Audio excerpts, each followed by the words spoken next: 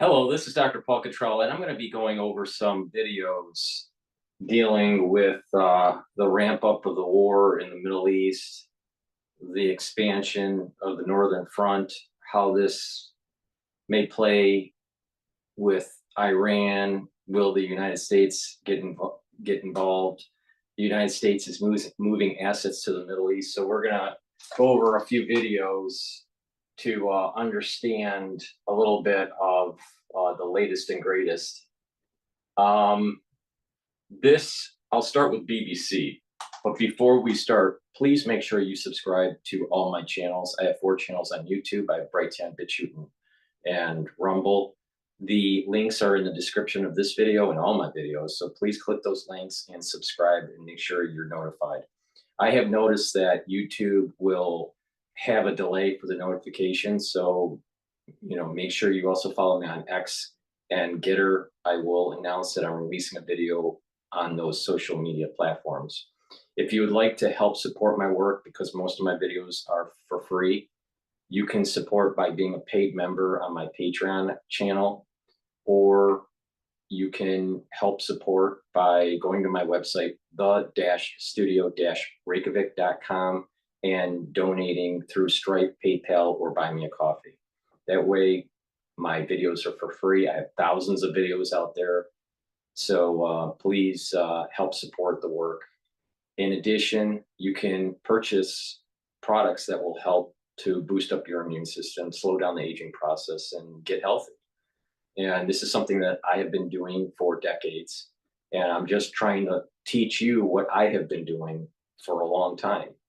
A big part of that is antioxidants, but over the decades, new products, new supplements have come out on the market that really help to boost up the immune system and slow down the aging process. So if you take my lead, you can follow in this journey of anti-aging and increase your longevity. So one of the products that are on my store is the structural nanosilver liquids. I have the Max 14, the Max 35, and I also have the structural solution here, structural nanosilver solution. This is 14 ppms, the Max 35 is 35 ppms, and this is 30 ppms, all at different price points. So take a teaspoon of it a day, just swish it in your mouth, gargle, and then swallow. What that will do is neutralize pathogens, increase the oral hygiene, improve your oral hygiene, and maintain the mucosal barrier, so it prevents you from getting sick. Another great product that I have is the structural nanosilver drops in lozenges. We're going to get into the cold season in the United States very soon here in September and October. So you should start getting 2 or 3 bags of these lozenges and drops. The moment you start feeling an irritation in your throat, you should take a drop or a lozenge right away. What that will do is it will neutralize that pathogen, and it will create those secretions to maintain the mucosal barrier. When you do that, you're reducing the chances of getting sick. So it's really important. The moment that you start feeling an irritation, you should be taking this. I have it in honey and lemon in 100 count drops.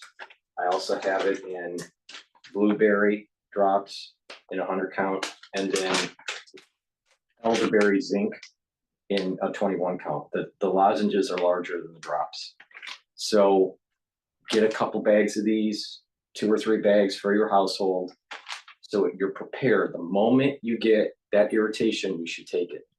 And that way you're reducing the chances of something getting worse. Another thing that I have on my store that is very high quality is the structural nanosilver soaps. I have them in different varieties. This one is the charcoal tea tree. Go to the store, the-studio-reykjavik.com. The link is in the description of this video to take a look at those soaps. For the ones that are purchasing the liquid, the structural nanosilver liquid, if you haven't already, get a set, this applicator set. You get a spritzer, you get a dropper, and a nasal spray. With this, you can carry the liquid with you in your bag or your backpack, or during travels. The spritzer, you can spray surfaces. You can also spray the back of your throat. The dropper, you're dropping the structural nanosilver liquid in your mouth, and the nasal spray is to spray it in your nostrils. So it's a great product to be able to carry the structural nanosilver liquid. I also have structural nanosilver gels. I have two types. I have one in a dispenser that you can carry in your bag, and I also have one in a tube form. All right, so they're dual purpose products. What that basically means is they can be used as a just daily skincare product. So you can apply it on your skin, let's say at night, and then you exfoliate in the morning. You'll notice your skin is clearer and tighter, especially on your face. In addition, you can put it on a cut, an abrasion, or a minor burn, and it'll heal quicker. You'll also notice that it can help with acne.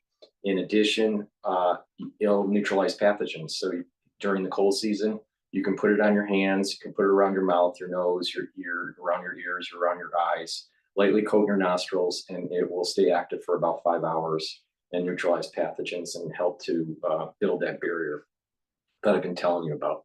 In addition, this, because it's a dual purpose product, you know, it makes a lot of sense to have this in your household ready to go if you need it. All right.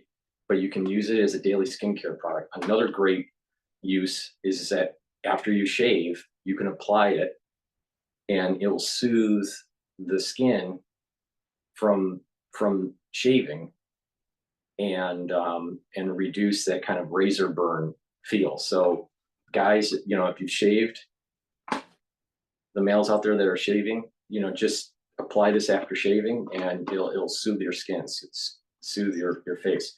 Females, if you're shaving your legs, to reduce that razor burn and to cool your legs, these products here, after you shave, apply it. It's amazing. It helps to heal the skin.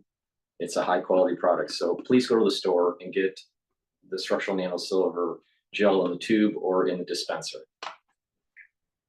With that said, let's go to BBC.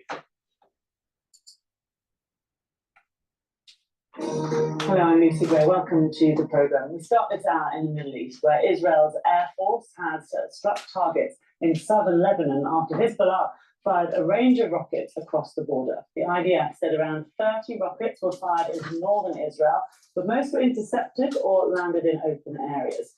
There have been no reports of any casualties. Tensions remain high in the region after Wednesday's killing of the Hamas political chief, Ismail Haniyeh. Hezbollah, Iran, and their regional allies have promised retaliation for the killing, which they've blamed on Israel. British, French, and US embassies in Beirut have issued an urgent warning to their citizens to leave Lebanon. These were passengers queuing at the departure terminal at Beirut Airport. Well, let's speak now to our correspondent Jenny Hill, who's in Tel Aviv for us. Can you give us an update on these latest exchange of fire between Hezbollah and Israel? Yeah, it's important to note that those exchanges have been going on almost daily since Israel launched its war on Gaza in response to the attacks of October the 7th. Does this represent a major escalation? Probably not, but the context here is what's important. This region is extremely tense right now. Most saying that right now, Israel's war on Gaza is threatening to spill over into a much wider regional conflict. A lot of urgent diplomacy going on at the moment to try to avert such a scenario. Iran, as you mentioned, has vowed revenge along with its proxies on Israel for two assassinations. The killing of Ismail Haniyeh, Hamas's political leader, who was killed in Tehran earlier this week, and also the killing of a senior Hezbollah figure. Iran said yesterday that it now expected Hezbollah to start striking more deeply into Israel. You'll note that last night's rockets were fired into northern Israel. Iran also said that it expected Hezbollah to start striking targets which were not just restricted to military facilities, potentially meaning, of course, civilian infrastructure. The US President Joe Biden was asked about this last night, asked whether he thought Iran might back down. He said he didn't know, but he hoped so. Yes, and as you say, it's all about the attempt to try to de-escalate the situation. Now we've had David Lammy, the Foreign Secretary, here saying that the situation could deteriorate rapidly. One international policy fallacy is assuming that de-escalation is the best policy. Sometimes de-escalation is the worst policy. So I'm not so sure that de-escalation is the best policy. I think maybe escalation is. But what I find interesting is just that the signaling from our State Department saying, you know, US citizens, if you're in the area, get out. Because I think that they probably have been warned by Iran that they're going to strike. Right. And that they've been warned by Iran that the conflict is going to increase. Iran's probably going to strike. Hezbollah is probably going to strike, and Israel is going to strike. So everyone is signaling, get your people out before it happens, so it doesn't create other international problems.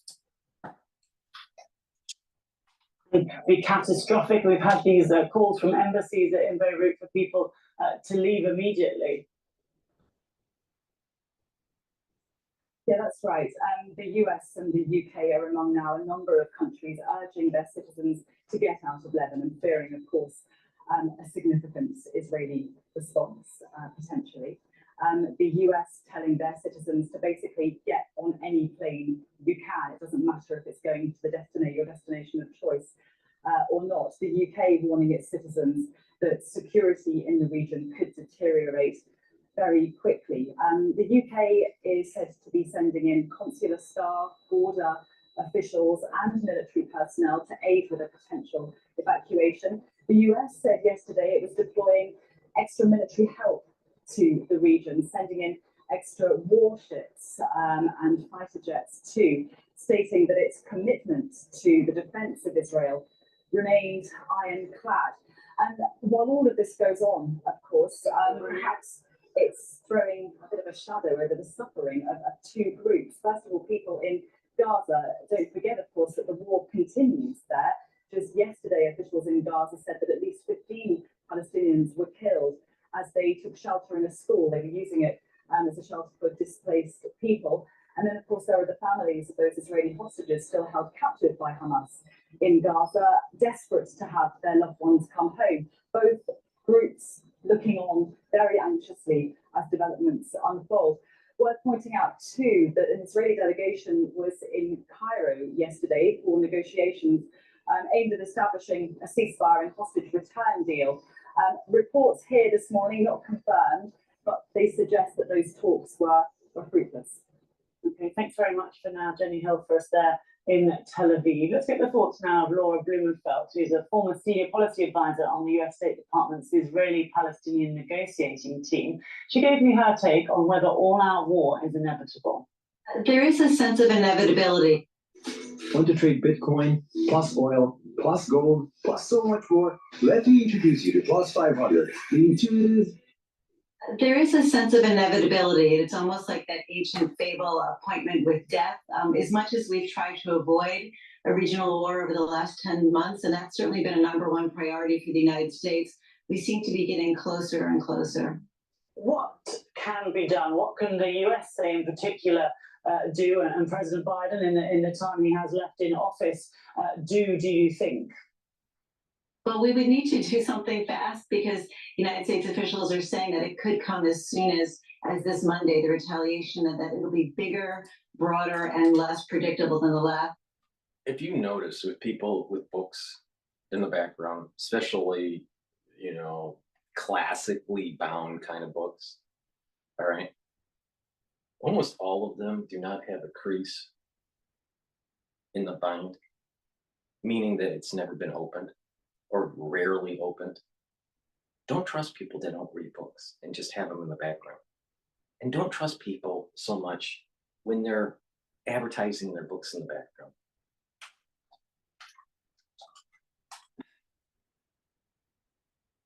Because what it is it's kind of like this, they're trying to promote the book, And there's nothing wrong with promoting their book, but don't, if you're promoting it through a book tour, that's different. But they're not promoting it on a book tour. She is, quote, a content expert, and she's taking questions from BBC. But don't pretend that you're some sort of scholar when the books that are in your background have never been opened. There's this phrase from a famous rabbi that, get religious books in your home, but don't just buy the religious books. Open them up, read them. Have it to the point where it's almost breaking apart. That means you're using them. There's too many Americans out there that buy a bunch of books, make it look like they're a scholar, and they're not a scholar. We need more people reading books.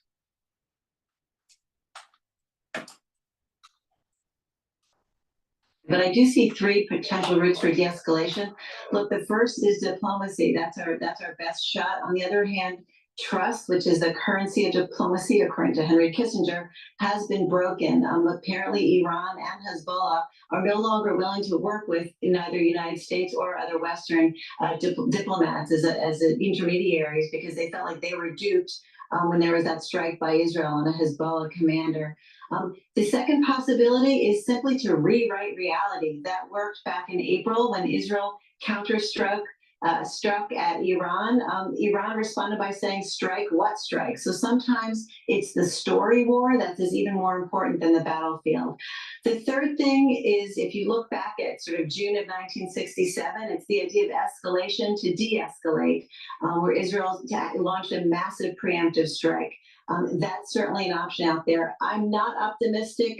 Look, for Hezbollah and Hamas, there is no other cheek to turn, right? There were these twin strikes, and so it feels like they simply must respond to take the sting out of that humiliation. And as for Netanyahu, I think he's trying to send a message not only to Iran, message received, but also to Saudi Arabia. He's looking for a broader coalition. He wants to ally himself with the Arab states.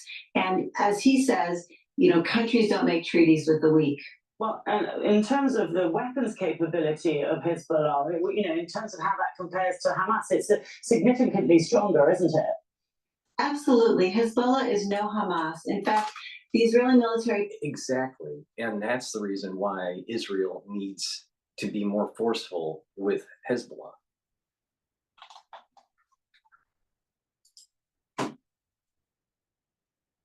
Call a war with Hezbollah 10x, because they say it would be 10 times as intense as any war with Hamas. This is the scenario that they've been laying awake at night with night sweats for Israeli military planners. On the other hand, they had no plan on the shelf. They had no battle plan for Gaza. That was part of the problem. They've been running scenarios and drills for years now against Hezbollah. So, who knows what they have up their sleeve. And like I said, they could even be looking at something preemptively. What about Benjamin Netanyahu? There is this criticism of him that some are saying that he doesn't even want a ceasefire because it doesn't suit him politically in terms of his ability to stay in office. And do you sense any sort of move against him among his allies at all? Look, internally in Israel, absolutely, and even with his key ally, President Biden, it's a fundamental disagreement. It's a philosophical approach about how you approach an enemy. President Biden had a tough phone call with Netanyahu this week. He basically said, the payback buffet is closed, your plate is full, make a deal now, sign a ceasefire. And Netanyahu's attitude is, you don't capitulate, you decapitate your enemy.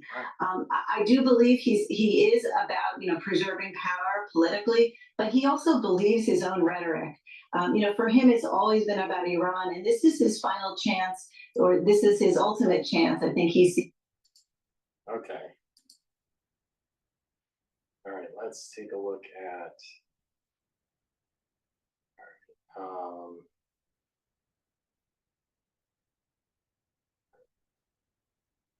okay, so now I want to play DW here. Better, faster, cheaper. Pick all three.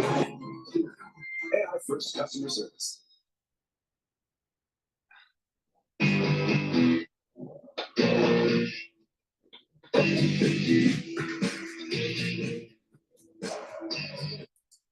Fear rumors are growing of a Before we start with DW, please go to my store, the-studio-reykjavik.com, and get the supplements that I have and follow the protocol for anti-aging and boosting up your immune system and slowing down the aging process and get healthier. On my store, I have a multivitamin. It is very easy to digest, and these vitamins you should be taking every day. Why? Because they're cofactors for enzymes, and those enzymes help with cellular processes. So if you don't have the cofactors, your cells will be subpar in metabolism and in performance. And when that happens, your body is not generating properly what it needs to be generating at the tissue level and at the cellular level. So it's really important to take a multivitamin. I have a very easy to digest, very high quality multivitamin on my store, the-studio-reykjavik.com. So please go to the store and get this multivitamin and add it to your daily routine. I also have vitamin D, which is very important to help absorb calcium. It also is a gene expression cofactor, which is very important to make sure that certain genes are expressed to have your cell at optimum health. Also, D3 helps to have a cell go into apoptosis, especially if it's infected. So sometimes the cell is damaged and it has to go into apoptosis, or it's infected and it has to go into apoptosis. To get rid of those cells that have to die, D3 is important in that process. So please go to my store and get the D3, and it will improve your health. Now, there are higher doses of D3 that can help with osteoarthritis and bone remodeling. Turmeric will bring down inflammation. It's also an antioxidant. And the key to slowing down the aging process is to take antioxidants, but also to bring down pro-inflammatory cytokines, bring down that inflammation. Turmeric does that. If your body is chronically fighting in an inflamed situation, your immune system is weakened, and you have chances of getting sick, and you age quicker. People that are chronically inflamed age quicker. So you want to bring down those pro-inflammatory cytokines. So take turmeric every day, and you'll slow down the aging process and bring down that inflammatory response. Ashwagandha root is very important to control the blood glucose levels, and it will bring down that inflammatory response in your vascular system. So this is synergistic with turmeric. This will help to slow down the aging process and improve your cardiovascular fitness and bring down the glucose levels of your blood. Americans have way too high glucose levels because of the carb diet that they have, and the sugar and the sweets that they eat, and the processed foods that they eat. Their glucose levels are just out of whack. Their insulin levels are out of whack. That ages you.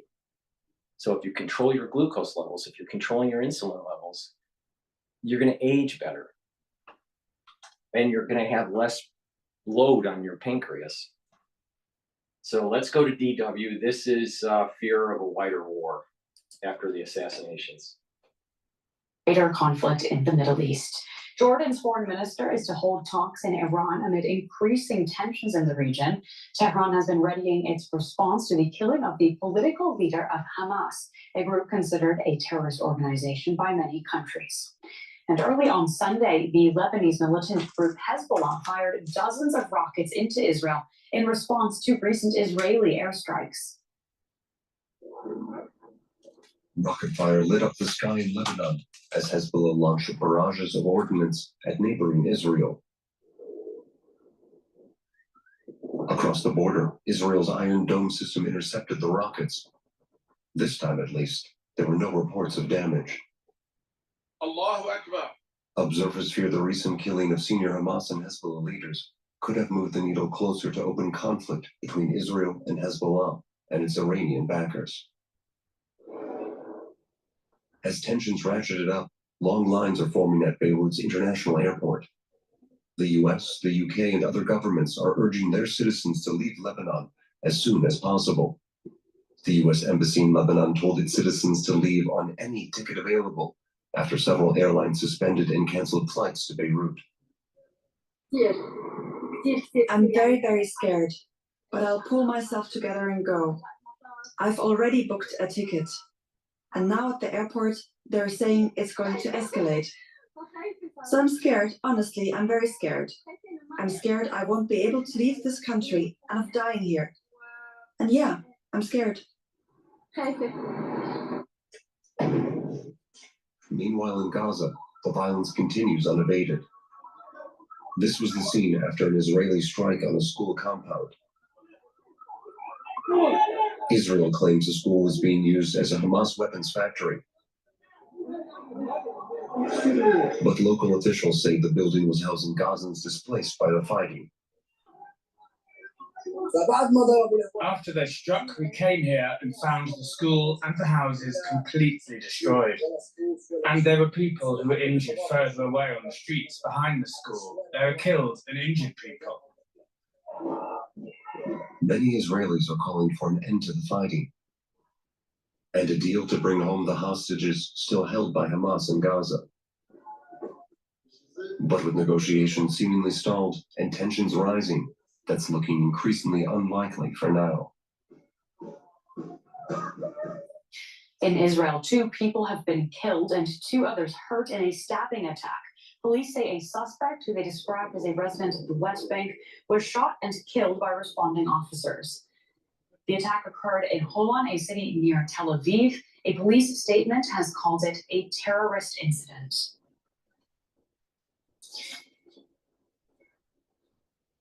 I have DW's Middle East analyst, Shani Rozan, is here with me in the studio for more. Hi, Shani.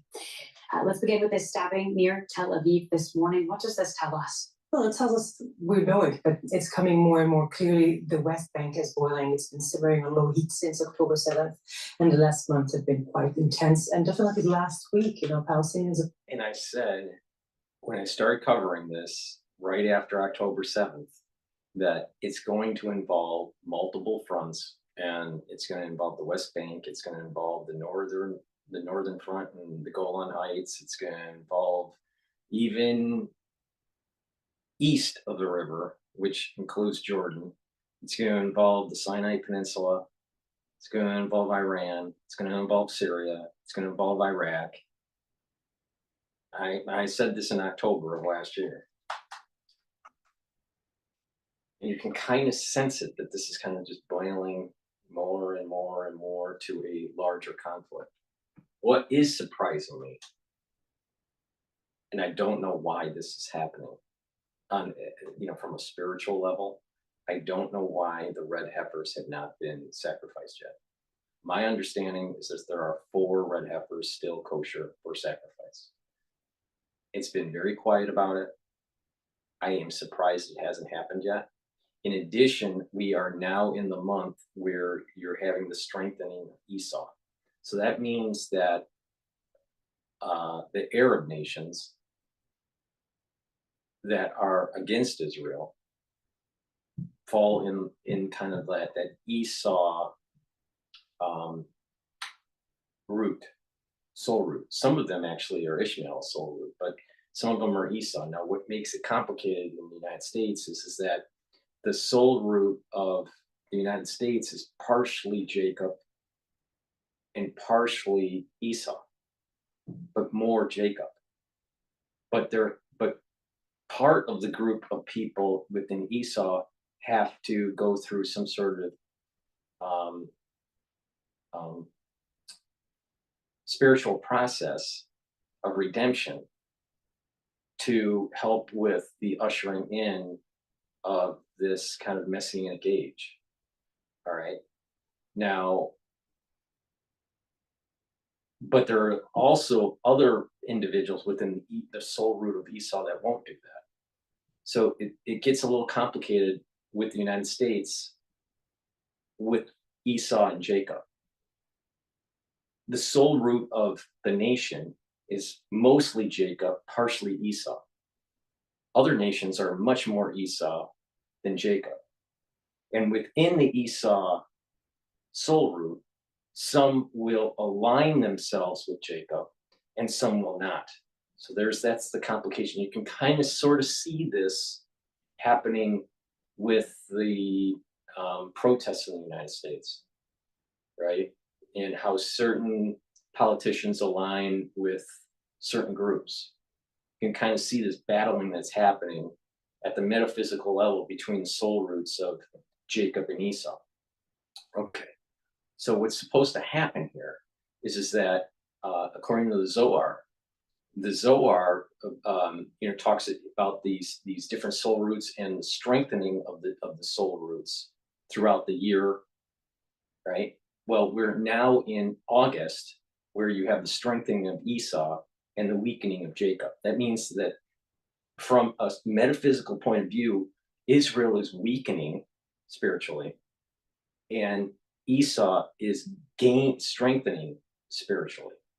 Now, going back to the red heifer, perhaps, I don't know, but perhaps they're waiting for a peak moment within the strengthening of Esau to sacrifice the red heifers, to be able to kind of neutralize the strength of Esau.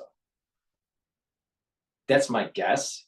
I am surprised that they haven't sacrificed at least one of the red heifers yet. Why this is not happening, I have no idea. Assuming that it didn't happen. Maybe they did have, but it's supposed to be on Mount Olive, so everyone would have noticed that it was done. So I don't think it has happened.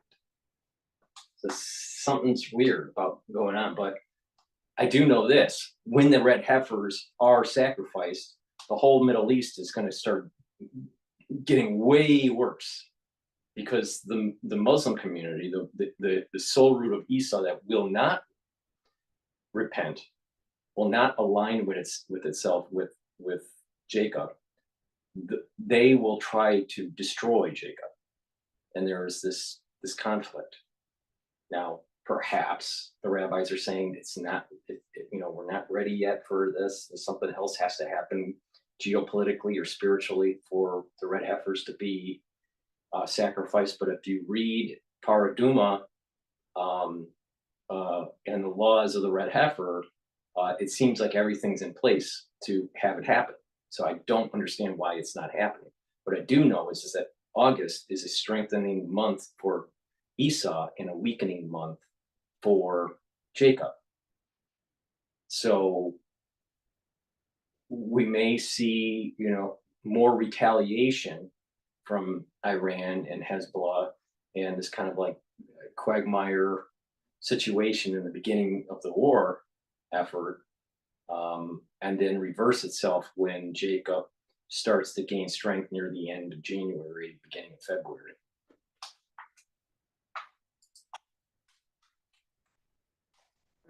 Of the assassination, both of Def, who was the leader of the military leader of Hamas, who was already killed in the middle of July, but was confirmed dead this week, and of course Haniyeh, who was assassinated in Tehran. These two are from the old members of Hamas, are very well known, very popular, also in the West Bank. And of course, we see that the tensions are high, the emotions are high, the frustration, the anger. West Bank also, there's a high level of unemployment. There's lives in the West Bank have been very hard since October 7th, and we see it infiltrating more and more into Israel, and that's just one of the fronts Israel will have to probably face soon, as we're seeing more and more tensions rising. And this is also partially what Yahya Sinwar, the leader of Hamas in Gaza, wanted. When he launched the 7th of October attack, he wanted to have as many fronts that Israel would have to face as possible. He was hoping not just Gaza to be there, but also West Bank, what we've been seeing in Lebanon, what we're seeing now happening in Iran. And when did they strike?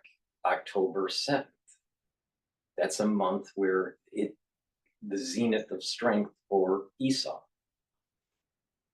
right? Because it's August, September, October. The third month is the strongest, and then it starts to weaken the next 3 months. So there's strengthening period over 6 months, but there's a zenith point, right? There's a maximum that's happening in October, and it happens to be one of the worst years spiritually for the Jews, because the shofar couldn't be blown on Rosh Hashanah because it was a Sabbath. So that's kind of a negative omen. It's a bad omen, right? So they knew what they were doing. The Esau knew exactly the Achilles heel for Israel, and they hit right on the perfect time, right? And unfortunately, Israel didn't hit the Arab nations that are against Israel at its zenith point, which was in April. They kind of like backed off. And if you remember, that was when the back and forth between Iran and Israel was happening. You know, so Israel should have hit a lot harder in April, and they didn't. That was a big mistake. Ways for Sinwar this week is actually finally seeing the wide extension of of the goals that he has set himself. Wider conflict in the region seems to be serving his purposes. So this does sound like a fundamental change in regional dynamics here, and it also sounds like the war in Gaza is not the only active front anymore. Yes, indeed. I mean, when Israel decided to assassinate one of the leading military leaders of Hezbollah, it was clear that Hezbollah will have to, respond more than just what we were seeing, the back and forth, the fire exchanges we've been seeing since October, but rather than, there's two separate, almost you would say, fights that Hezbollah is holding, with Israel. On one is a solidarity one with Gaza, on the other is its own need to avenge, the death of its own people. And this will make things more complicated if you add Iran to that, which also feel like, despite the fact the assassin was a Sunni Palestinian leader, it was on their land, in one of the most secured compounds in the heart of the capital. The day after inauguration of a new president, it's clear Iran cannot, just sit idly by and not respond. So Israel, what was doing this week is basically saying, anyone who thinks that we are winding our efforts down, or we are trying to, strive for a deal and bring this whole conflict, to a close, we're actually doubling in. We're going all in on all fronts, and we're trying to show we're not deterred. We're not afraid of anybody or anything, and we can deal also with multiple fronts, happening simultaneously. Or at least this is the messages I would like to send. We will have to wait for the response to see how well Israel manages to actually deal with these threats. Yeah, indeed, Shani. We don't have much more time, but just very briefly, Iran, now a few days after these assassinations, already clear what kind of response we will see from them? We see it's not a gut response. We see Iranians are taking their time. They're very happy to keep Israel on edge, to see everybody, on high alert. Probably we will see some kind of a joint attack with some of the proxy militias that we know are connected to Iran. And I guess the threshold that we've seen in April of over 300 different missiles that were shot in Israel, that would be the minimum they will start from. And I guess they would have to try to spike it up and be a bit more efficient and effective in their targeting this time. Thank you so much for joining me in the studio. That is Shani Razanis. All right, so let's take a look at the next video here. All right, I want to play Fox News here. Spectrum Internet te da las velocidades más confiables y sin límite de datos. Obtén Spectrum Internet por solo $39.99 al mes con Wi-Fi avanzado gratis, ¿no? Welcome back to America. Before we do that, please help support my work, because this is PNN. And go to my store, the-studio-reykjavik.com, and get the probiotics that I have. I have several different types. I have the veggie cap version, which is in my hand, and I also have a powdered version that it has a little scooper, and you just scoop 1 scoop per day, mix it with your food or with water, and take it. It's really important to have a good gut biome. So, and that provides many different benefits. One, it helps to reduce irritation in your intestinal tract. Again, like I said, if you have chronic inflammation, chronic irritation, you're going to have a weakened immune system and disease progression. So you want to eliminate that kind of irritation. In addition, you're going to be able to absorb your food better, and you're going to be able to metabolize, and the chemicals that are produced in the gut also communicate with the liver. So you're going to get better feedback between your liver and your gut, and you're also going to have better feedback between your gut and your brain. Brain health, mood, emotional stability, clarity can be affected by gut health. So to improve your gut health, take a probiotic every day. Please go to my store, get either the one that I have in my hand, which is the veggie cap version, or take the powdered version that I have from Boomer. So please go to the store, the-studio-reykjavik.com. And it's important to take olive leaf extract. Why? Because it helps to boost up your immune system and it helps your cardiovascular system. How? It boosts up the immune system by bringing down inflammation, all right? Like I said, and then, by bringing down inflammation, you're going to be boosting up your immune system because it isn't chronically fighting something. So take olive leaf extract, and it also improves your cardiovascular. How? By lowering LDL and increasing HDL. So please go to the store and take olive leaf extract every day. Lastly, it's really important to boost up your immune system. This is a major thing, right? Bring down inflammation, stop the free radical development by neutralizing it with very strong antioxidants, neutralize pathogens with structural nanosilvers, but boost up your immune system, right? In a post-2020 crisis, cancers have gone up, right? Pre-2020 crisis, cancers were at a level of about 1.7 million to about 1.8 million. It was flatlined for about 3 or 4 years straight.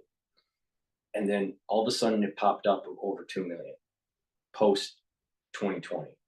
So cancers are up. It's really important to boost up your immune system. So many products that I have boost up your immune system, like the olive leaf extract. But in addition, you should be taking this powder. It's lignans.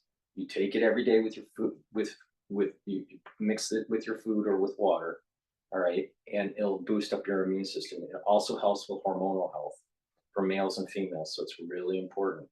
So please go to the store, the-studio-reykjavik.com, and stop the endocrine disruption and boost up your immune system. Take the lignans every day. With our friend, not just a general, the man's a retired 4-star Army general. That's a big deal. Jack Key, and Institute for the Study of War. He's the chairman, nobody better.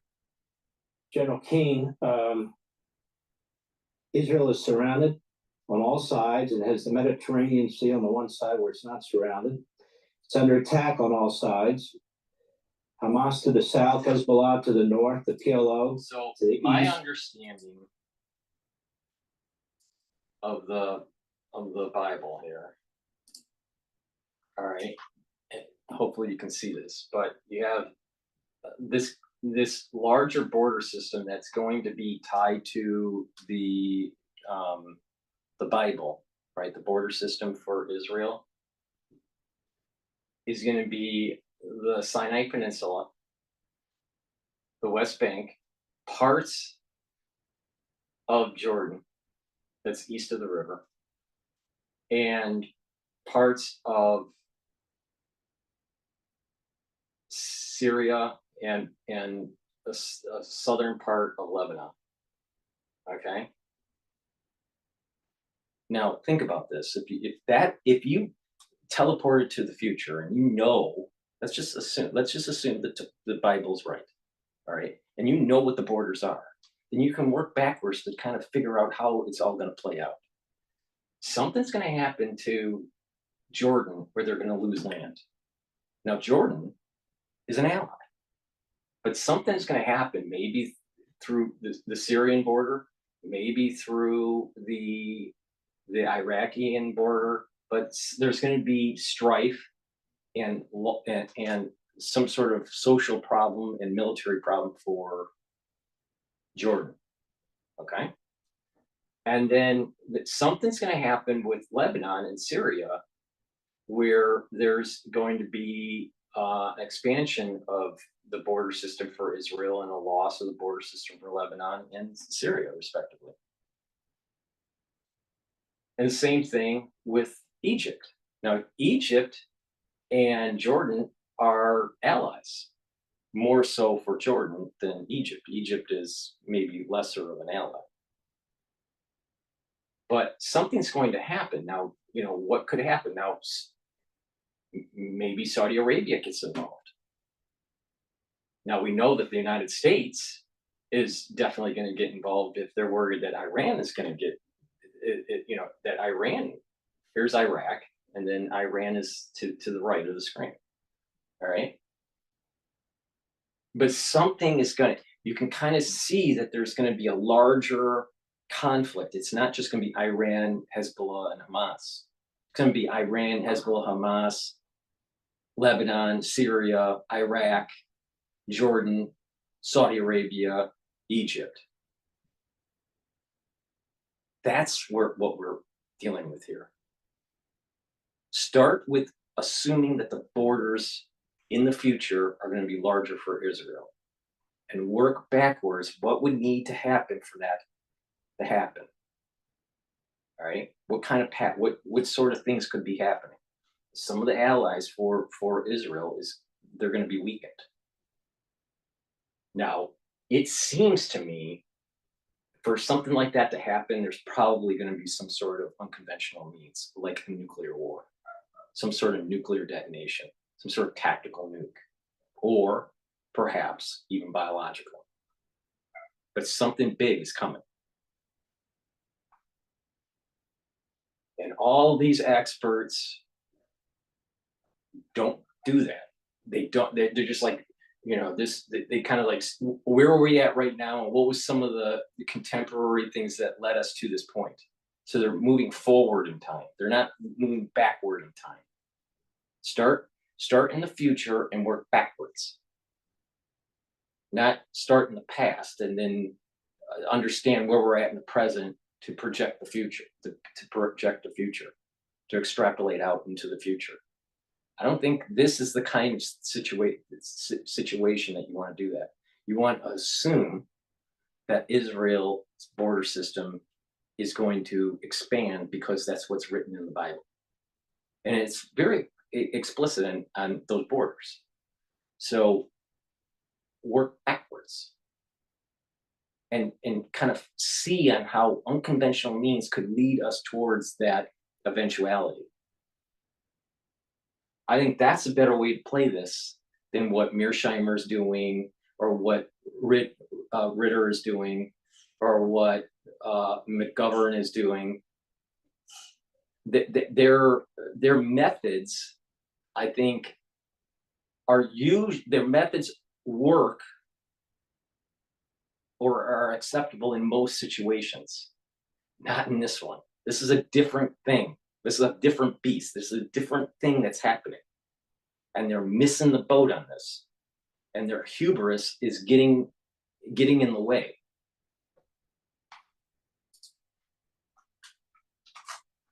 All being backed by Iran. And I'm sitting here in amazement. Do you think Israel's getting the kind of at least public support from the president, the vice president, the secretary of state, the secretary of defense, that an ally should be receiving, that's taking all this incoming and taking on, it appears, Iran and its surrogates almost by itself? Yeah, it's pretty outrageous. I mean, what Israel has done here, quite successfully, in rather rapid fashion, killing Mohammed Deif, the military commander of Hamas, and also Fuad Shakur, a military commander, obviously, of Hezbollah, and now the chief political negotiator and political spokesperson for Hamas, Hanayeh. And the fact that they've accomplished this, and the administration reacts to this, Mark, by wringing their hands, and their number one concern is about escalation, which in of itself shows a sign of weakness. And this has been the problem, from the outset, is that the horrific attack on October the 7th, Iran operationalized immediately all of the other proxies. On October the 8th, Hezbollah began to fire in northern Israel. The Iranian-backed Shia militias in Iraq and Syria, prior to October the 7th, had already fired at U.S. troops 125 times, and they stepped it up from October the 7th on, and the Houthis have effectively shut down the Suez Canal. And yet, to this day, we still do not hold Iran accountable for anything that I just said. And it's absolutely tragic, and it's a huge strategic mistake. And as a result of it, you're very right to point out, it puts Israel on its own, in a sense, in having to do some of the work. This killing of leaders is sending a clear message to the Iranians that we are determined. We're staying in this fight to the end. We're going to stay here until we achieve victory. And leaders, your operational leaders and leaders in Iran are at risk as long as you're continuing this axis of resistance and the ring of fire around Israel. And yes, I agree with you. Despite the rhetoric of ironclad support that you get from the administration, the actions that you get undermine the state of Israel and what they're trying to accomplish. You know, General, I've never seen anything like this. You are more attuned to this, more focused on this. This has been your whole life, your whole career. I have a list of weapon systems and ammunition and so forth that are being slow walked to the Israelis, even now, that are being withheld from the Israelis, even though Congress has approved the funding and delivery of these things. At the same time, tens of billions of dollars have flowed into Iran directly and indirectly from our country, lax of enforcement of the oil embargo and so forth. So Iran is muscling up. It's very easy. They're slow walking it because they don't want an escalation during the general election because they're probably going to lose Michigan. They need Michigan.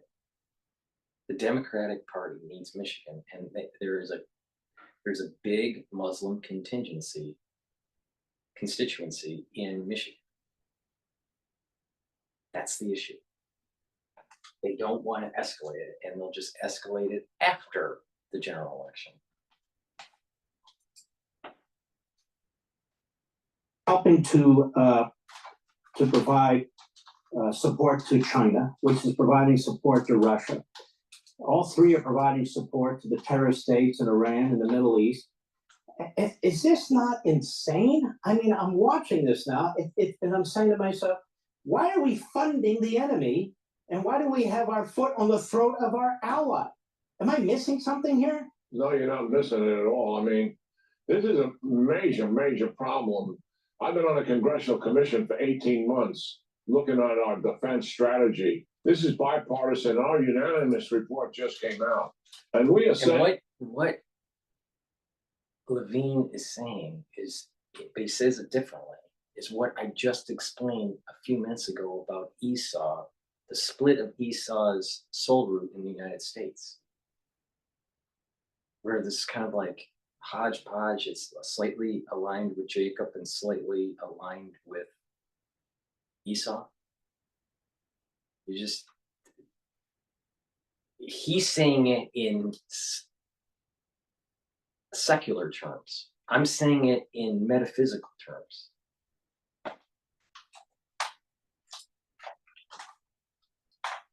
And to the American people through the Congress who we're reporting to, is that we are facing the most serious and dangerous challenges as a nation that we have faced since World War II because of China, Russia, Iran, and North Korea all cooperating together.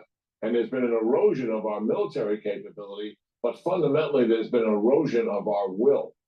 And our adversaries know it.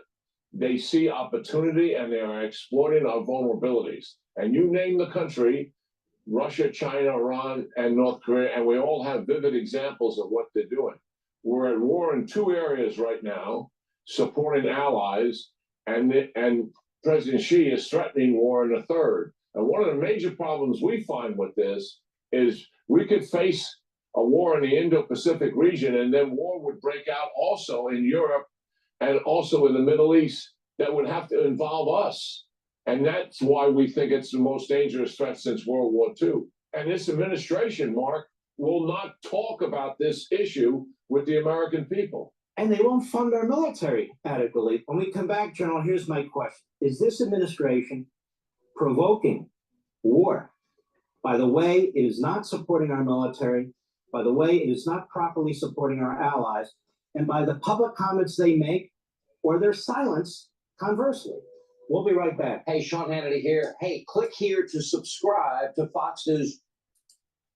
All right, let's take a look at now.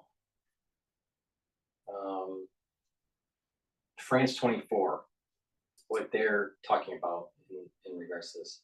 I really hate this. Today, not tomorrow, not next week. Today is the day. I hope you will donate. I don't know if people have noticed this with this commercial with Harris, and I'm very tired of her commercials on YouTube. But this necklace is supposedly a Tiffany necklace. And my understanding is that necklace is $62,000 from Tiffany's. She's asking you to donate while she's wearing a $62,000 necklace. This person is all about living high on the hog and not caring about you. Not only that, she doesn't understand the issues domestically or internationally. She can't do anything off the cuff. She has to read from a teleprompter, and she fails miserably when she's asked a question. So, do you really want to donate to this? Do you really want to donate to this kind of party that's weakening your purchasing power? Meanwhile, they're riding up the social economic class. Look at Obama. He's a multimillionaire.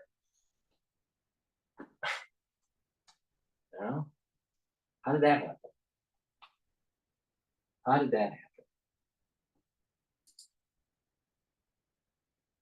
happen? To support our movement. No. Because the truth is, it's the latest attempt by Washington to discourage attacks on its ally Israel and avoid a wider regional escalation of the war in Gaza. The Pentagon says it's bolstering its military presence in the Middle East to protect US personnel and to defend Israel. With the details, here's our Washington correspondent, Fraser Jackson. So it seems as though the United States realizes that Israel will need help, especially air support. And we're worried about some of our bases in the region getting knocked down by Iran. First got word about this potential movement on Friday and got more details in the late hours of Friday when Sabrina Singh, the spokesperson for the Pentagon, said Secretary Austin has ordered adjustments to U.S. military posture designed to improve U.S. force protection, to increase support for the defense of Israel, and to ensure the United States is prepared to respond to various contingencies. Now, that means that they are going to be putting forward a multi-pronged approach, effectively. One of them is a new squadron of fighter jets heading to the area, which are mainly there to act as a deterrent. The main things really that are going to be more impactful in terms of the defense of Israel are going to be the battery of Navy cruisers and destroyers that are being sent their way. They have capabilities to shoot down ballistic missiles, and that is going to be important because that attack from Iran on Israel in April saw 300 projectiles heading towards Israel, and the vast majority of which were obviously shot down. So the bulking up of these will really help should this attack be larger than what we saw in April, and that is something that US officials, we are told, are worried about, that this could be a larger and more complicated strike than what we saw in April. There's also the potential for land-based ballistic missile defense systems, so really things there to help beef up the Israeli Iron Dome missile defense system that already is in place. And the main thing really is the aircraft carrier strike group. There was talk that the one that is currently there, the Theodore Roosevelt, when it finishes its mission in a few weeks, whether it will be replaced, but we now know that it will be, and that's the Abraham Lincoln carrier group will now head into that area from the East Pacific as well. Now that will mean that those aircraft will arrive in the next couple of days, but it will take a considerably longer time for the ships and boats to get there, potentially a couple of weeks. Of course, the last time we saw an attack from Iran towards Israel, it took 2 weeks between what we saw as the spark of that attack to the actual attack taking place. So we'll see whether it's any less time now or longer. And we're also looking to see whether other nations get involved. Last time, France and the UK both shot down missiles under the guise of protecting their own forces and their own assets in the region. And we're keeping an eye out to see whether that will happen this time as well.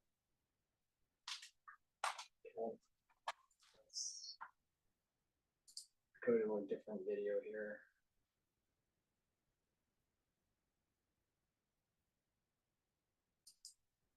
What surprises me is that they're rotating, a little bit too often, I feel.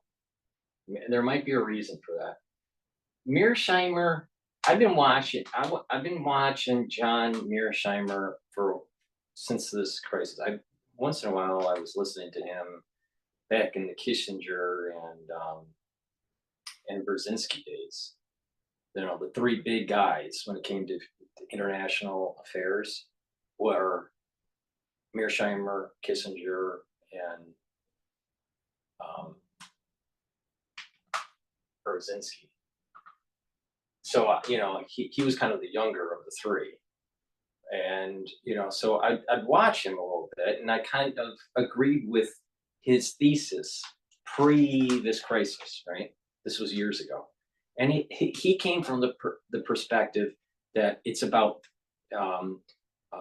conflict is about power, economic power. Your population, is it increasing? The strength of your currency, the strength of your manufacturing base, that tips the sides of being able to win a war or not. And if you're weak, the countries around you that are adjacent to your borders will sense that, and you will start to lose ground. Case in point, look at what happened with Ukraine. Ukraine was weak. Russia could come in and chip away at some of the land. There's other dynamics with Ukraine, such as the encroachment of NATO, and that was a threat to Russia. So there's other dynamics. But the point I'm making is that years ago I was listening to the big three, Mearsheimer, Brzezinski, and Kissinger, just to get their different perspectives. The one that was probably the most articulate probably was Kissinger. But there's lots of problems with Kissinger, with Cambodia, and yada, yada, yada, right?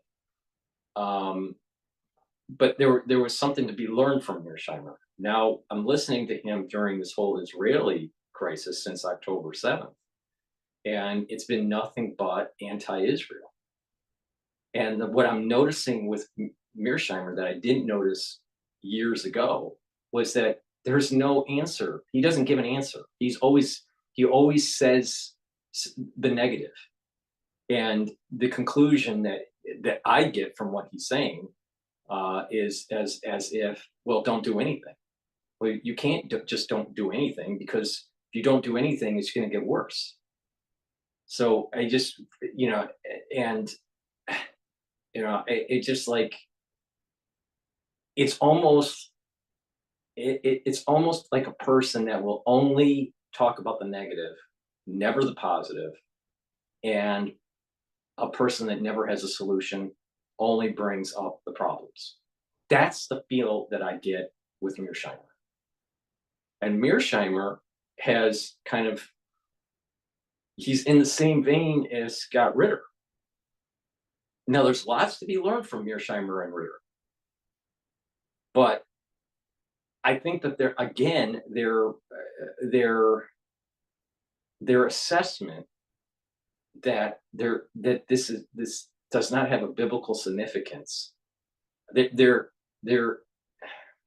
not, how should I say this? They're not appreciating the metaphysicalness of the region and of the parties involved. And because of that, they're making a strategic error in how things are going to evolve. I don't think it's a foregone conclusion that Israel is going to lose. But if you listen to Scott Ritter, he's making it seem as though it's a foregone conclusion. You listen to Mearsheimer, and he's in that same vein. I think Ritter is a little bit more belligerent with the way he's saying that Israel is going to lose. I'm not so sure that Israel will lose. It's based on probabilities. And when you're talking about the metaphysical, and this whole flux, ebb and flow of Esau and Jacob's soul root, it's not so clear who is, that for sure Israel is going to lose. So, but I'm going to play Mearsheimer, but you'll see, I'll interject. But the impression I get is just, what's the solution, Dr. John Mearsheimer?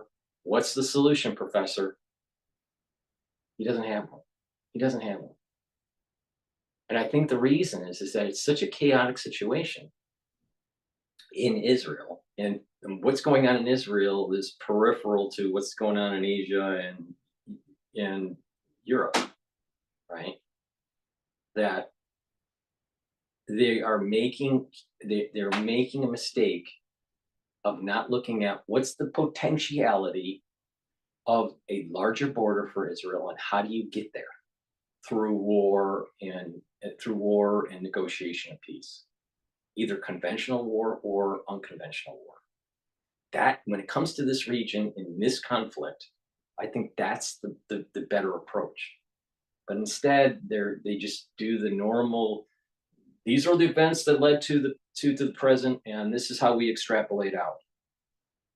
And I think it's become nuts. It's become more anti-Israel than really out of the box thinking on how this may actually evolve into a border system that has been inscribed in the Bible. I mean, people that have studied this are saying, these are all the warning signs are here. I mean, this is something that's, and the dates are matching up with what's been predicted at a Kabbalistic level. So I just feel that Mearsheimer is a little bit off on this. That hubris is set in, and he thinks he knows it all, and actually he knows very little. When it's become more the guys in the room that's all negative. What's the answer, John? What's the answer, John Mearsheimer? He doesn't give one. He doesn't give one, other than just pack up and just do nothing. The world is in flames. You got to do something. But then, he's talking about, well, we have to make sure that we, check Asia. I just find Mearsheimer is just a bastion of negativity. Where's the positivity? Where's the positivity? I just don't see it. So, and I'm gonna play this, and you'll notice what I'm talking about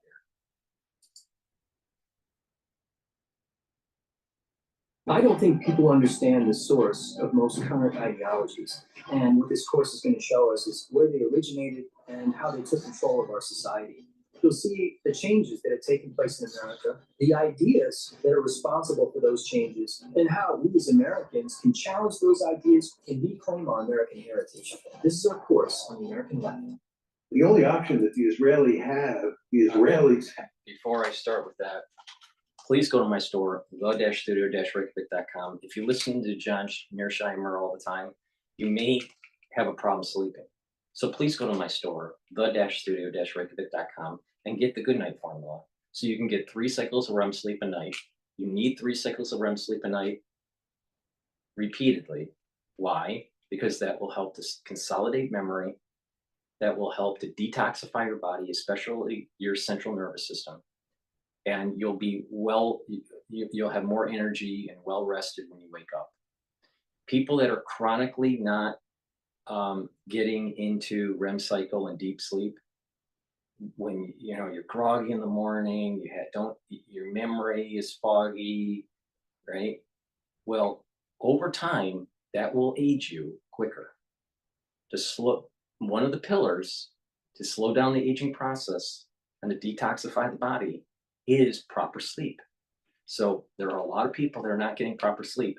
The ones that are not getting proper sleep, you need to go to my store, the-studio-reykjavik.com, and get the Good Night Formula. It'll get you into 3 cycles of REM sleep, and that will allow you to have better memory, detoxify your body, and have more energy when you wake up. You'll be energized, and you'll be wanting to engage the next day.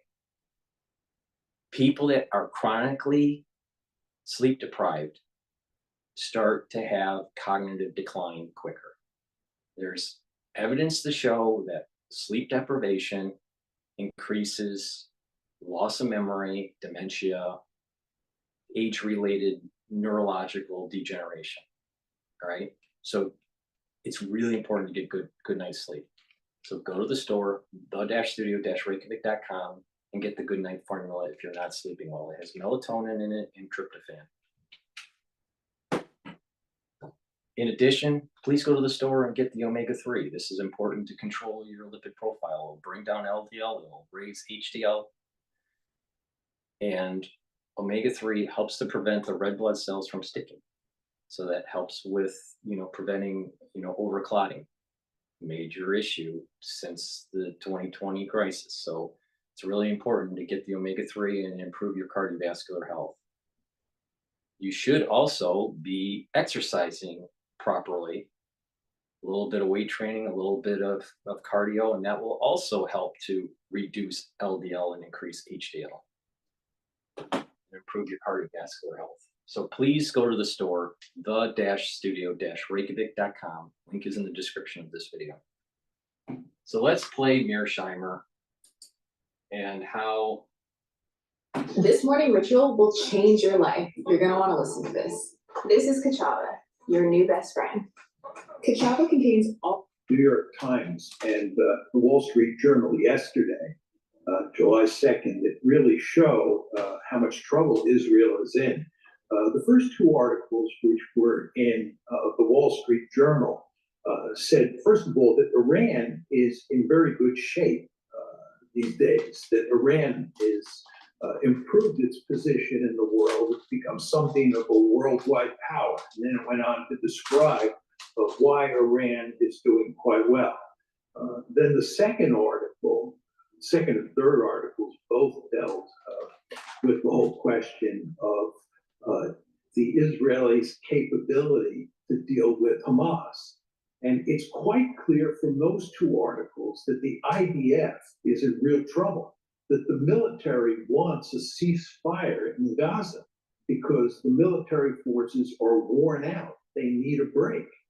And when you think about them attacking Hezbollah at this point in time, it's hard to see how they can pull that off. Again, the military is asking Netanyahu for a ceasefire in Gaza because they are worn out. They are running out of weapons. That's just what the article says. And the Wall Street Journal. With all we're sending them, they're at the head of the line. With all we're sending them, they're running out of weapons. That's right. That's right. That's what the article said. And they want a ceasefire. The IDF wants a ceasefire in Gaza. And you start saying to yourself, if they want a ceasefire in Gaza, how are they going to invade Lebanon and defeat Hezbollah? Again, first of all, that may be disinformation to make it seem as though they're running out of weaponry. It might be true, it may not be. I don't know. All right, but here again, just negativity from Professor Mearsheimer. Let's continue. They invaded Lebanon in 1982 and again in 2006, and both of those operations ended up with a disastrous outcome. Nobody can tell us. Don't pay anything to fix your roof. New York City homeowners can get a free roof while paying $0 out of pocket. See? Nobody can tell a story these days about how they invade Lebanon, defeat Hezbollah, end that threat once and for all, and live happily ever after on the Northern Front. That's not going to happen. And the same thing is true with regard to Hamas. Hamas has won the war against the IDF.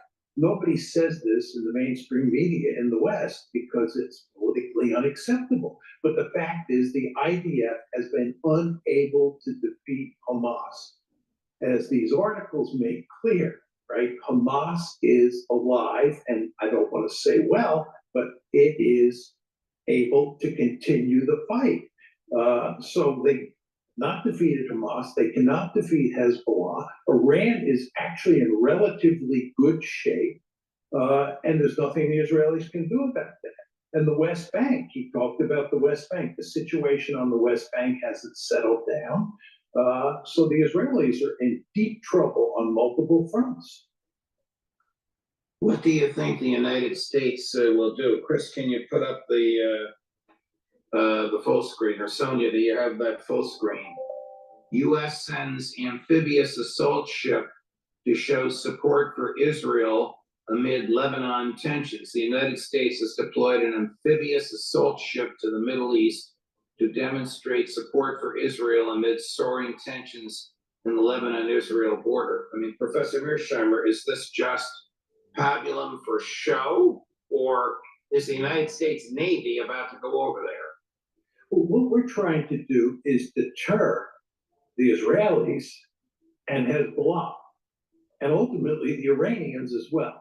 The nightmare scenario for us is a war between Hezbollah and Israel that brings in not only the United States, but Iran. And now we're beginning to get to the point where people are even talking about the possibility of the Russians coming in, because the Russians are deeply involved in Syria. The Russians are in bed with the Iranians these days, and there is a real possibility, I don't think it's likely, that the Russians could get involved in the fighting. So we want to go to enormous lengths to shut down the possibility of any war between the IDF and Hezbollah.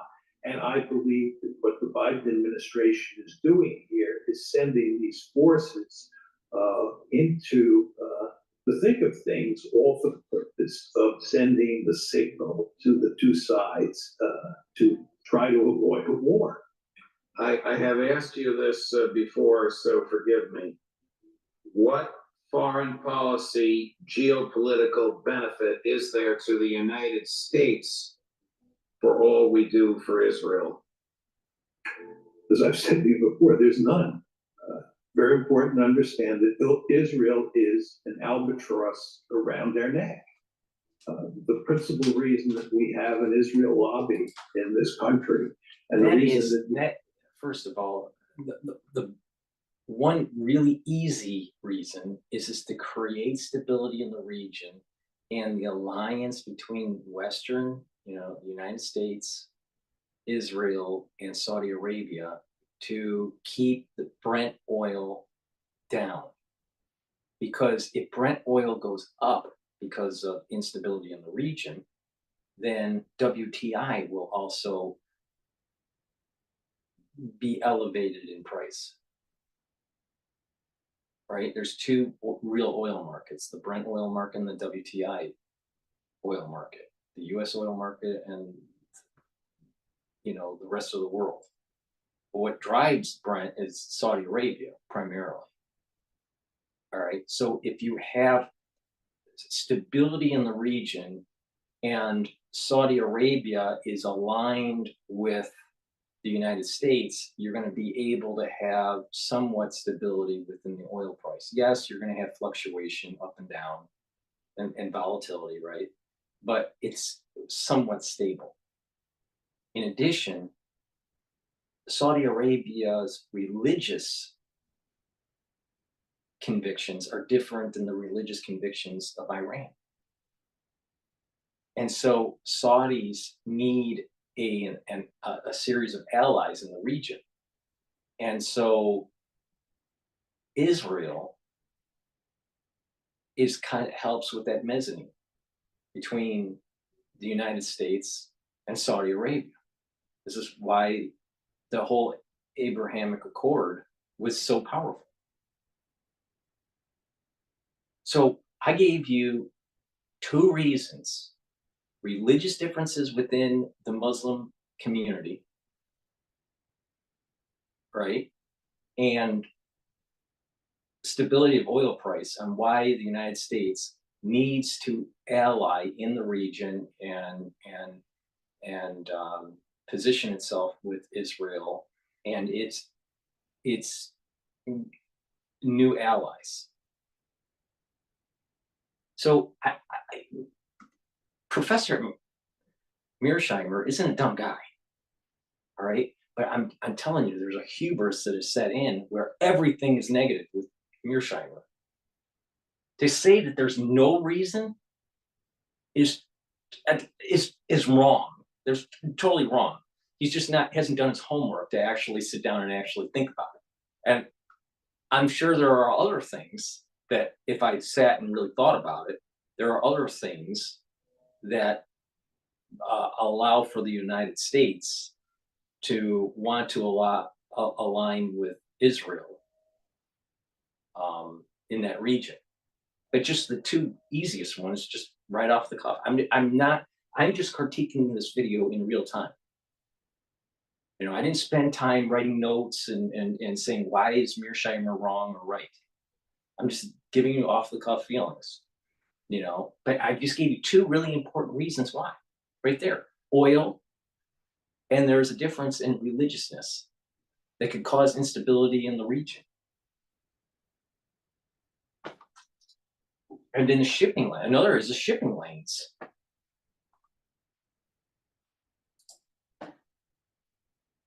Mearsheimer needs to do his lobby has to work overtime to maintain America's close relationship with Israel is because there is no good strategic rationale and there is no good moral rationale for supporting Israel the way we do. You want to remember, we give Israel unconditional support. No matter what Israel does, we support Israel. And this is not in the American national interest. And because it's not in the American national interest, and because Israel is not having control of the waterways, not having, you know, somewhat stability between the Sunnis and the Shias,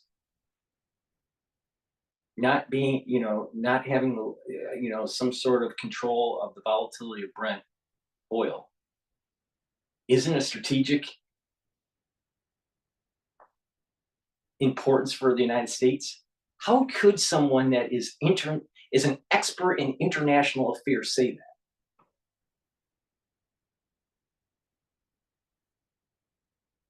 Something's not right with Professor Mearsheimer. It's not Alzheimer's or anything like that. Is this kind of like misinformation to try to make it seem as though there is a contingency within the United States that's very negative about Israel and he's actually pro-Israel? And he's just saying this? I don't know. It might be. I doubt it, but it might be. But this idea that everything is negative about Israel can't be true. Just like everything is negative about Iran can't be true.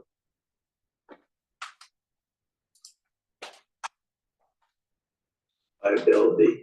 We need a domestic lobby, or Israel needs a domestic lobby to coerce American policymakers to pursue policies that are that provide unconditional support for Israel. And that domestic lobby is the most influential domestic lobby in the country today. You've written the book on it. Yeah, I think there's no question about it. It's truly amazing. And there's a new book coming out on it too, by a very distinguished Israeli historian, Ilan Pappé, that people should look at.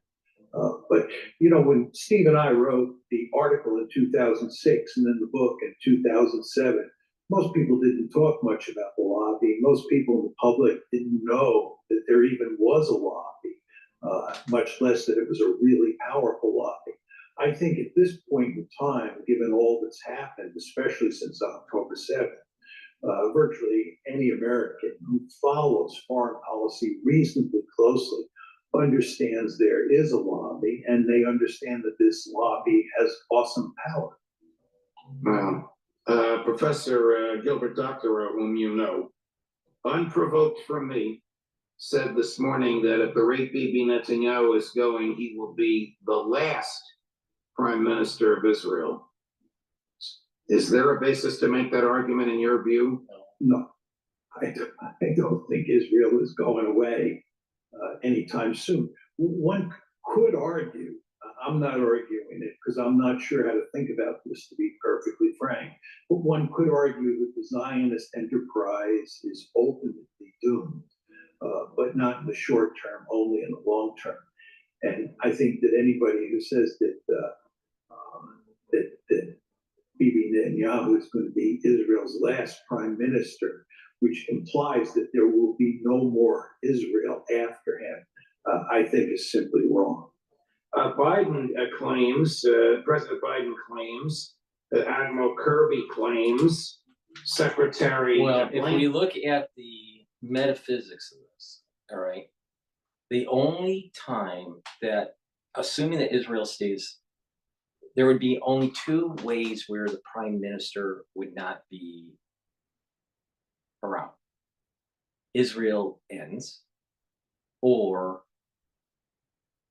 the king of Israel is anointed.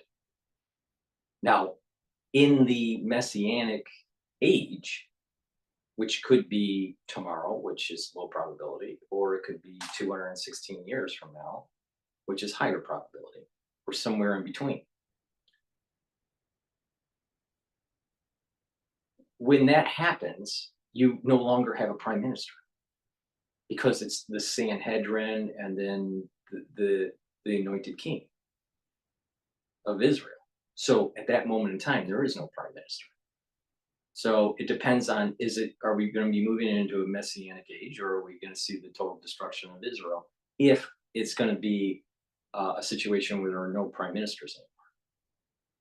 See, I'm just looking at this video just like you are, assuming that you didn't see the video before, right? And commenting. And I just think I see a lot of intellectually laziness from John Mearsheimer. Some of the things he's saying is true. The Jewish lobby group is huge. But do you think that the money that we don't, give for aid to different countries, developing or developed nations, isn't a means of moving their politic in line with the United States? Of course. So it's Mearsheimer saying that we shouldn't be trying to manipulate certain types of international policy with other countries? Is that what he's saying? Because if he's saying that, then his whole discipline should just be flushed down the toilet, because his discipline's international affairs.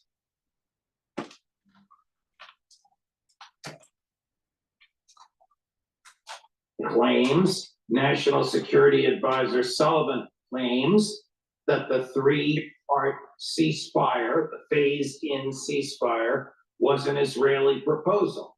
That is preposterous, is it not? Haven't the Israelis rejected it? How could they reject their own proposal? Yeah, it's preposterous. I mean, I don't understand why they keep saying that. And of course, they blame Hamas for the fact the ceasefire has not taken effect. It's not the Israelis' fault, it's Hamas's fault. But in fact, the Israelis have no interest. Let me put it differently. Prime Minister Netanyahu has no interest in putting that ceasefire into place, because if he did, his government would collapse. And that's the last thing he wants. So the Israelis, and here we're talking about Prime Minister Netanyahu again, are not interested in the ceasefire proposal. It's the Biden administration, as I said, that's driving the train here. The Israeli government would collapse if he accepted that peace proposal or that ceasefire proposal, because the hard right members of his majority in the Knesset would summarily leave. He'd be a minority government, and in the midst of all this military conflagration, the Israeli public would be saddled with an election campaign. That's correct. Okay. What does Netanyahu propose to do with Hezbollah? And are his proposals, as far as you can understand them, realistic? Well, it appears that the only option that the Israelis have at this point in time is a military option. unless they want to stop the war in Gaza. And if they stop the war in Gaza, Hezbollah has made it clear that they will stop shelling northern Israel, but they're not going to stop the war in Gaza, and therefore the shelling is going to go on.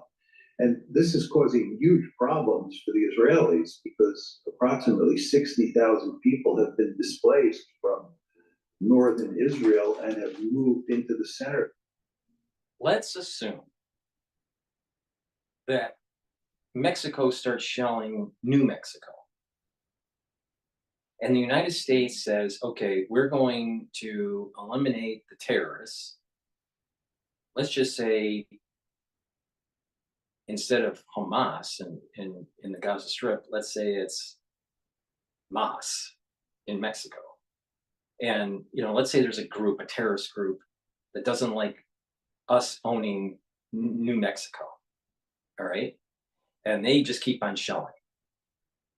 And the United States goes, we're gonna attack and destroy Mas because of the terrorist activity. They came into New Mexico, started, killing people, and they captured people, and then they went back to Mexico.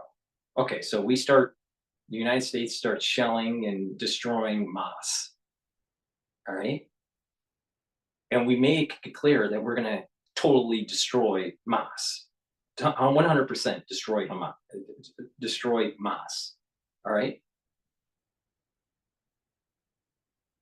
That's the situation that the Israelis are in. Now, I'm sure that Americans would say, yes, we need to destroy Mas because they attacked New Mexico.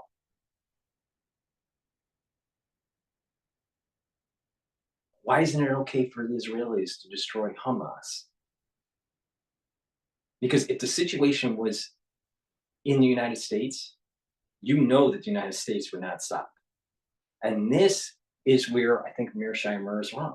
I mean, he served in the military. He served at West Point. He went to West Point. All right. And then he enlisted I don't know how this works, but he enlisted the United States Army and then went to West Point and then ended up in the Air Force as a commissioned officer. All right. So he understands war. He is trained in war. He served his country honorably, right? What I don't understand is that if terrorists are attacking a country, it is the right and obligation of the military and of the government that was attacked to destroy the terrorists. And in this case, Hamas. But because this region is so charged because of land ownership and religion, that there's a metaphysical component to this. The metaphysical component is the Bible and the Quran, and there's a battle that's going on between Esau and Jacob. Right? Let them battle it out. That's the way international affairs works. The victor, dictates the terms. If Israel didn't have their hand tied behind their back, they would have been able to clean out Gaza faster. And the same thing with dealing with Hezbollah. So instead of kicking the can down the road, which only makes things worse, proof's in the pudding, the data points are there. In 2006, in 2008, in 2009, 2016, and you can go back even farther. Stop kicking the can down the road and just get the job done. Sharon regretted not killing Arafat on the battlefield when he had a chance. Well, he didn't, and the PLO started.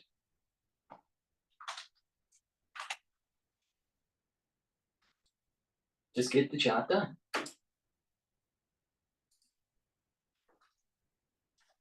And don't have permanent homes to live in and want to go back to their homes in the north. So the Israelis are desperate to do something to fix this problem. And the only option they see is a military option. And they now say that the plans are in place. And there's all sorts of evidence that they're going to go to war against Hezbollah. And they are going to eliminate Hezbollah in the same way that they have eliminated Hamas, which is to say they haven't eliminated Hamas and they're not going to eliminate Hezbollah, and they're going to find themselves in another quagmire. I think a lot of See, people. this is where I tell you, I think that he's got.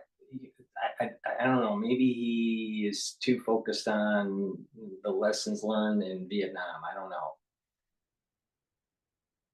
First of all, the Israelis have decimated Hamas and leveled Gaza. I mean, all you got to do is look at the pictures. They have leveled Gaza.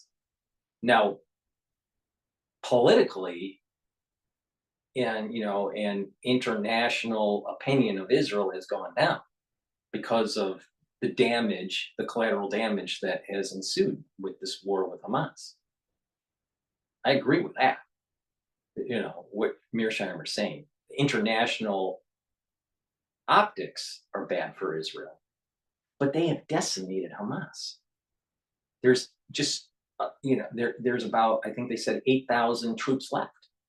That are approximately 8,000 troops left. Well, they'd be able to get that done if, and would have sped it up if it wasn't for the Biden administration. So they're almost there. They're almost there. Now they do realize that they would prefer not to have operations in Gaza and having problems with Hezbollah, because it's better not to. But what they have done in Gaza, they haven't completely eliminated Hamas, but I wouldn't say that that's a complete failure. But they're moving towards that goal. All right. And it is for sure that the Israelis have military control of that region, not Hamas. So Mearsheimer, did they completely eliminate Hamas? No. Will they? We don't know. They might. But Hamas definitely does not have command and control of the region. The Israelis do. Now Israel is moving, to a more northern situation. Now you got to remember when this all happened in October 7th, there was a group in Israel that wanted to do a two-front war right away. The United States didn't want to do that. And that is another kick the can down the road for only things to get worse. It would probably have been better if Israel did the two-front war right away. Real sense that is the case, or know that is the case, but they feel they really have no option at this point in time because they have to do something about Hezbollah. And what else can they do but go to war? But going to war is not going to solve their problem. All this just shows how much trouble Israel is in. It's got huge problems with Hamas. It's got huge problems with Hezbollah. It's got huge problems with. I'm telling you, he's making a strategic mistake. You look at the borders and where this might go to, which is written in the Bible, and you'll notice that having a war with Hezbollah is going to bring in Iran, bring in Syria, and make a larger conflict that is most likely going to go unconventional. That's where this is going.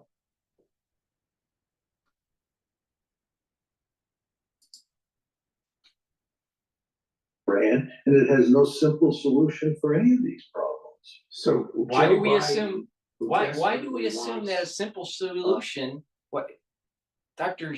Mearsheimer? Why should we have a simple solution? Why can't it be a complex solution? Why can't it be a chaotic solution? Why?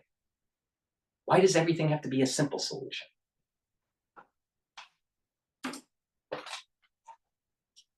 Peace between the Israelis and their neighbors may actually end up with a two-front war. What is the U.S. going to do? Provide the weaponry and ammunition and manpower to help the Israelis fight Hezbollah? We might as well put troops on the ground. We might as well declare war on Israel's opponents, even though it serves no national security purpose to the United States whatsoever. Well, there's no question that the Biden administration. Once is again, going- the judge, whatever his name is, Melitano or whatever, Pelotano, whatever his name is. Sea lanes are really important for the United States. Control of volatility of Brent crude, really important. The nuclearization of Iran, really important. The Suez Canal, really important. I mean, it's such an asinine thing to say that there's no strategic importance for the United States in the region. That is so novice of a statement.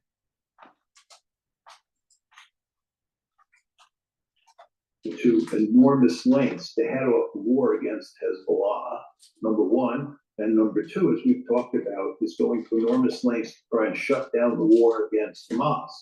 So the Biden administration does not want Israel to be in a two-front war. But as we both know, the United States has very little leverage when it comes to Israel. And if Israel decides to go to war against Hezbollah and continue the war against Hamas, we will support them fully. I don't think we will end up putting ground forces in either one of those fights, but I do think we will support the Israelis completely, as we almost always do.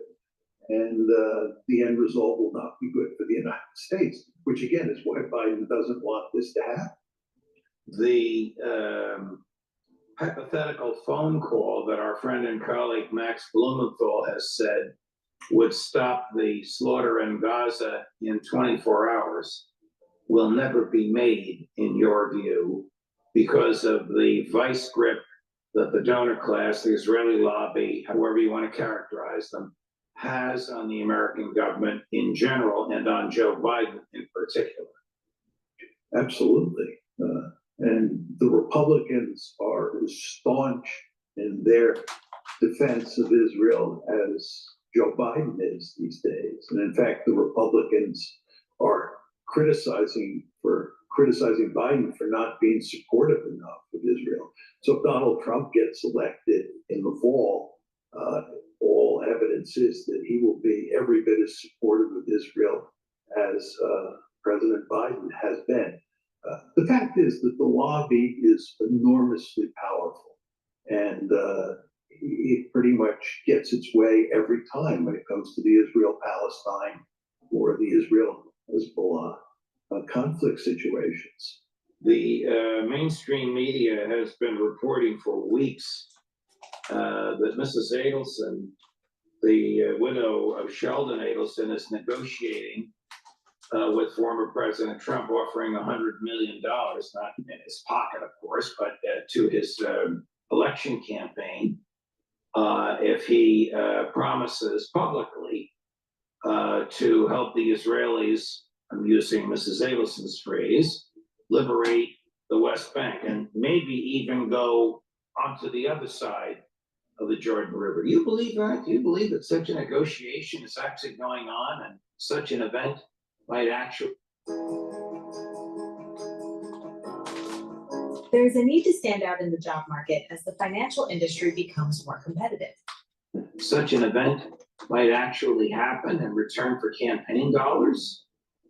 Well, I wouldn't be surprised if Sheldon Adelson's wife is making these demands and that Trump is doing everything he can to finesse this issue to convince her that he will do that.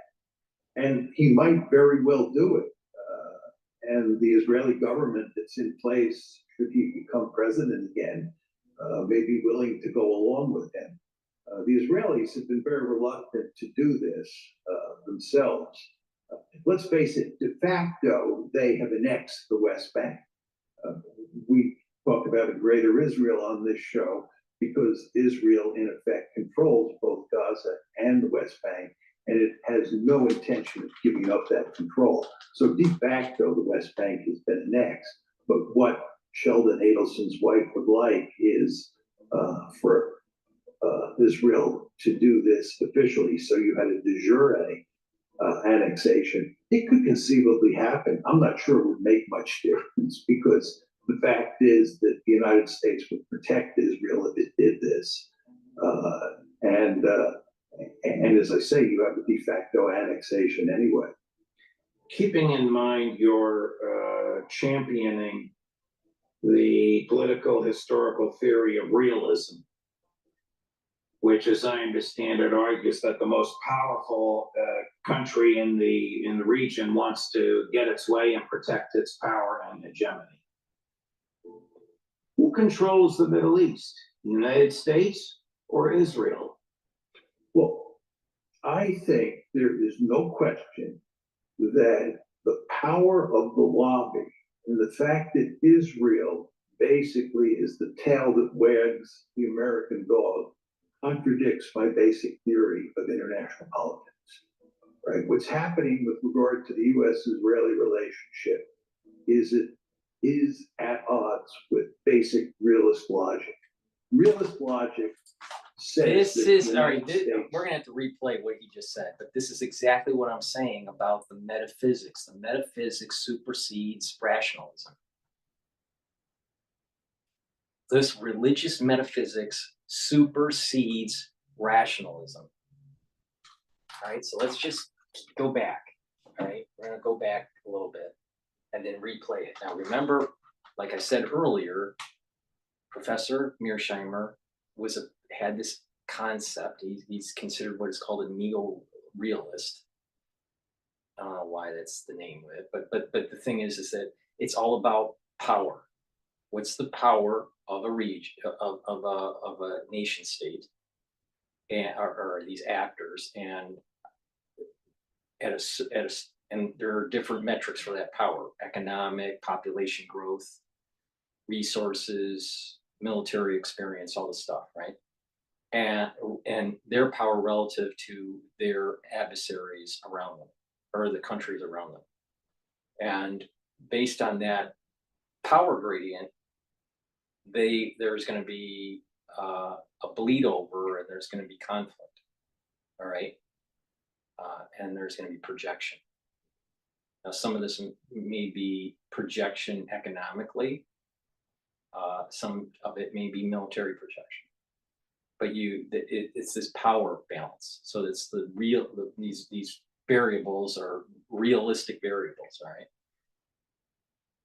Israel's small, all right, compared to its neighbors. So it doesn't, even though it has a good military, in terms of the variables of neo-realism that Mearsheimer subscribes to, Israel shouldn't be around.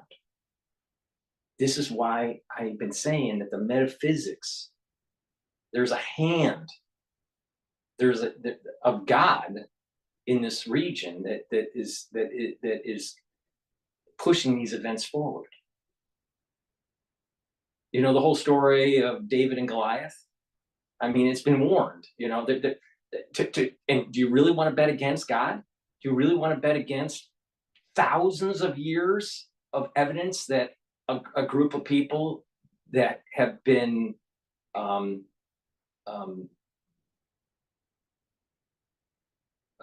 through programs have been persecuted and have been marginalized, end up becoming successful in different countries as a group of people? There's no group of people, none, that have been destroyed and rose up and then destroyed again and then rose up and still maintained their core belief system and has been able to be prosperous on the intellectual front, on a military front, in a political front. All right, that is saying that another neo-realism variable that he's not considering is this metaphysical guidance, the hand of God.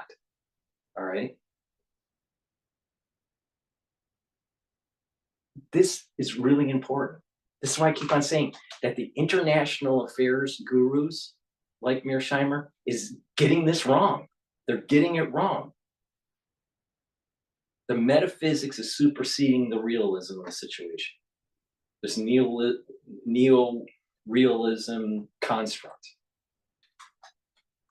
There's thousands of years of evidence of this.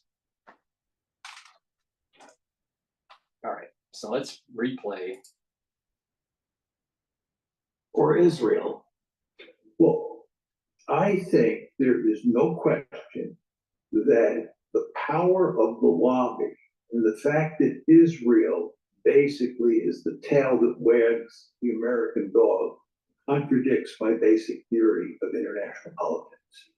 Right? What's happening with regard to the U.S.-Israeli relationship is it is at odds with basic realist logic. Realist logic says that the United States should act in its own strategic interest, and it should pursue policies that make good sense for fostering the security of the United States. And that's why, Professor Mearsheimer, you need to pay attention to Dr. Paul Cottrell. It's about the soul roots of Jacob and Esau. It's that simple. It's been written down for almost 2,000 years in the Zohar, and about this whole battle of the soul roots and the ebb and flow. And the border system has been written down in the Bible. Why do you assume that the things that are in the Bible are of the past? Why can't we assume that they're actually of the past and the future? Start asking questions, Dr. Mearsheimer, and stop pontificating about neo-realism.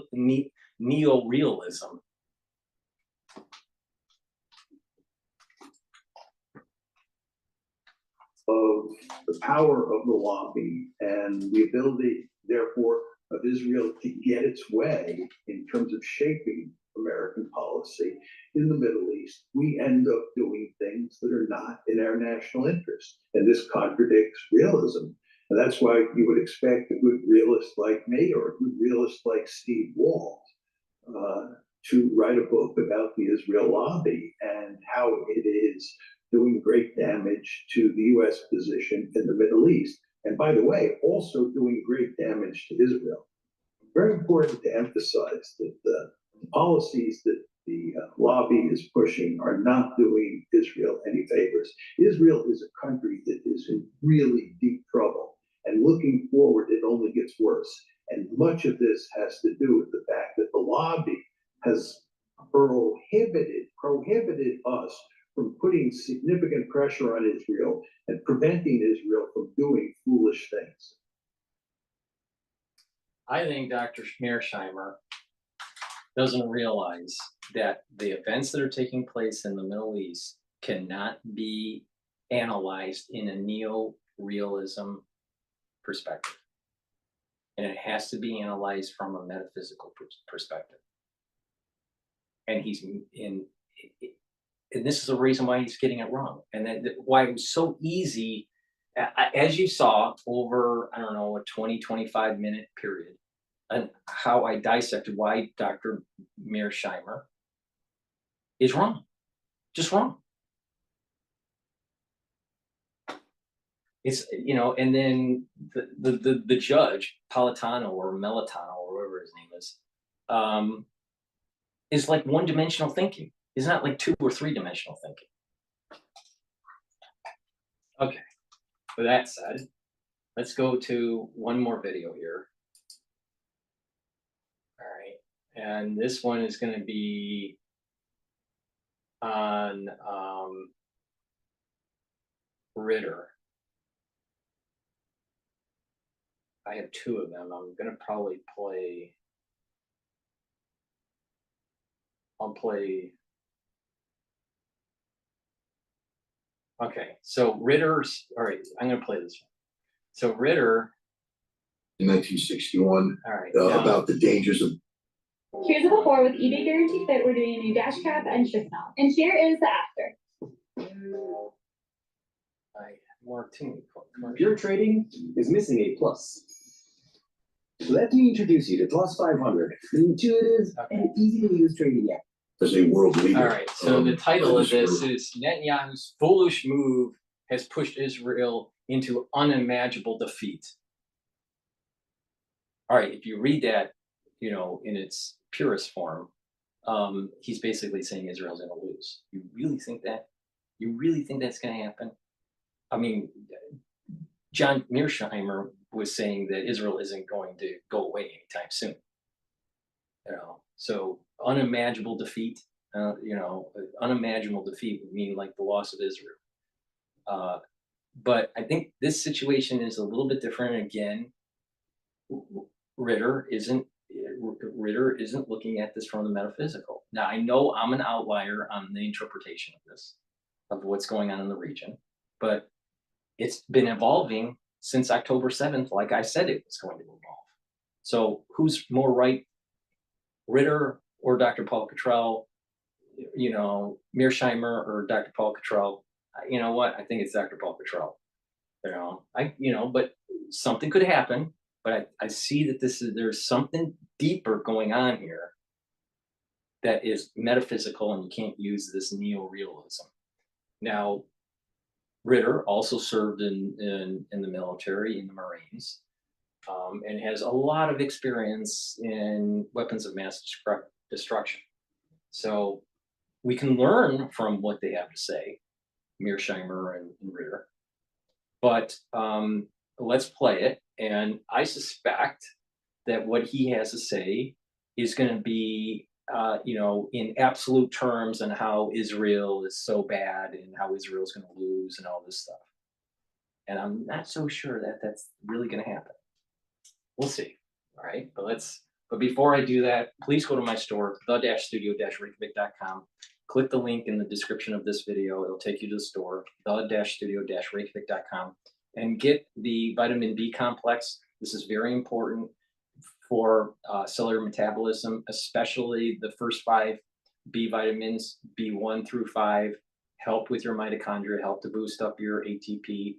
You need it for energy and metabolism, and it'll help with preventing macrocytic anemia and all these things. So, you know, some people that are deprived of or deficient in vitamin B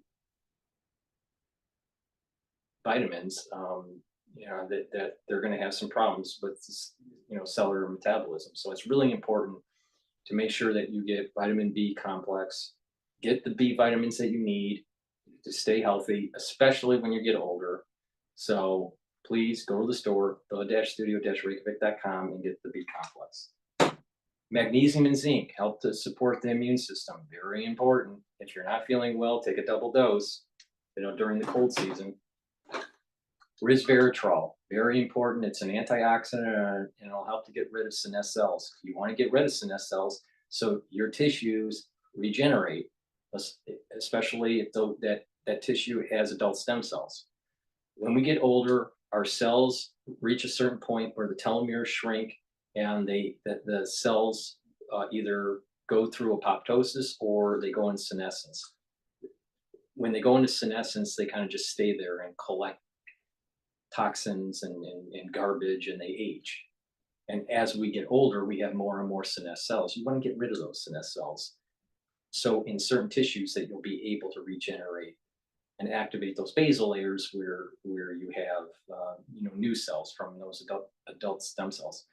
It's really important. Take resveratrol. It's synergistic with other supplements that are on my store that I've talked about, such as C60. But with that, let's go to Scott Ritter. He warns that Netanyahu is foolish and that there's going to be unimaginable defeat. Unimaginable defeat. We'll see about that.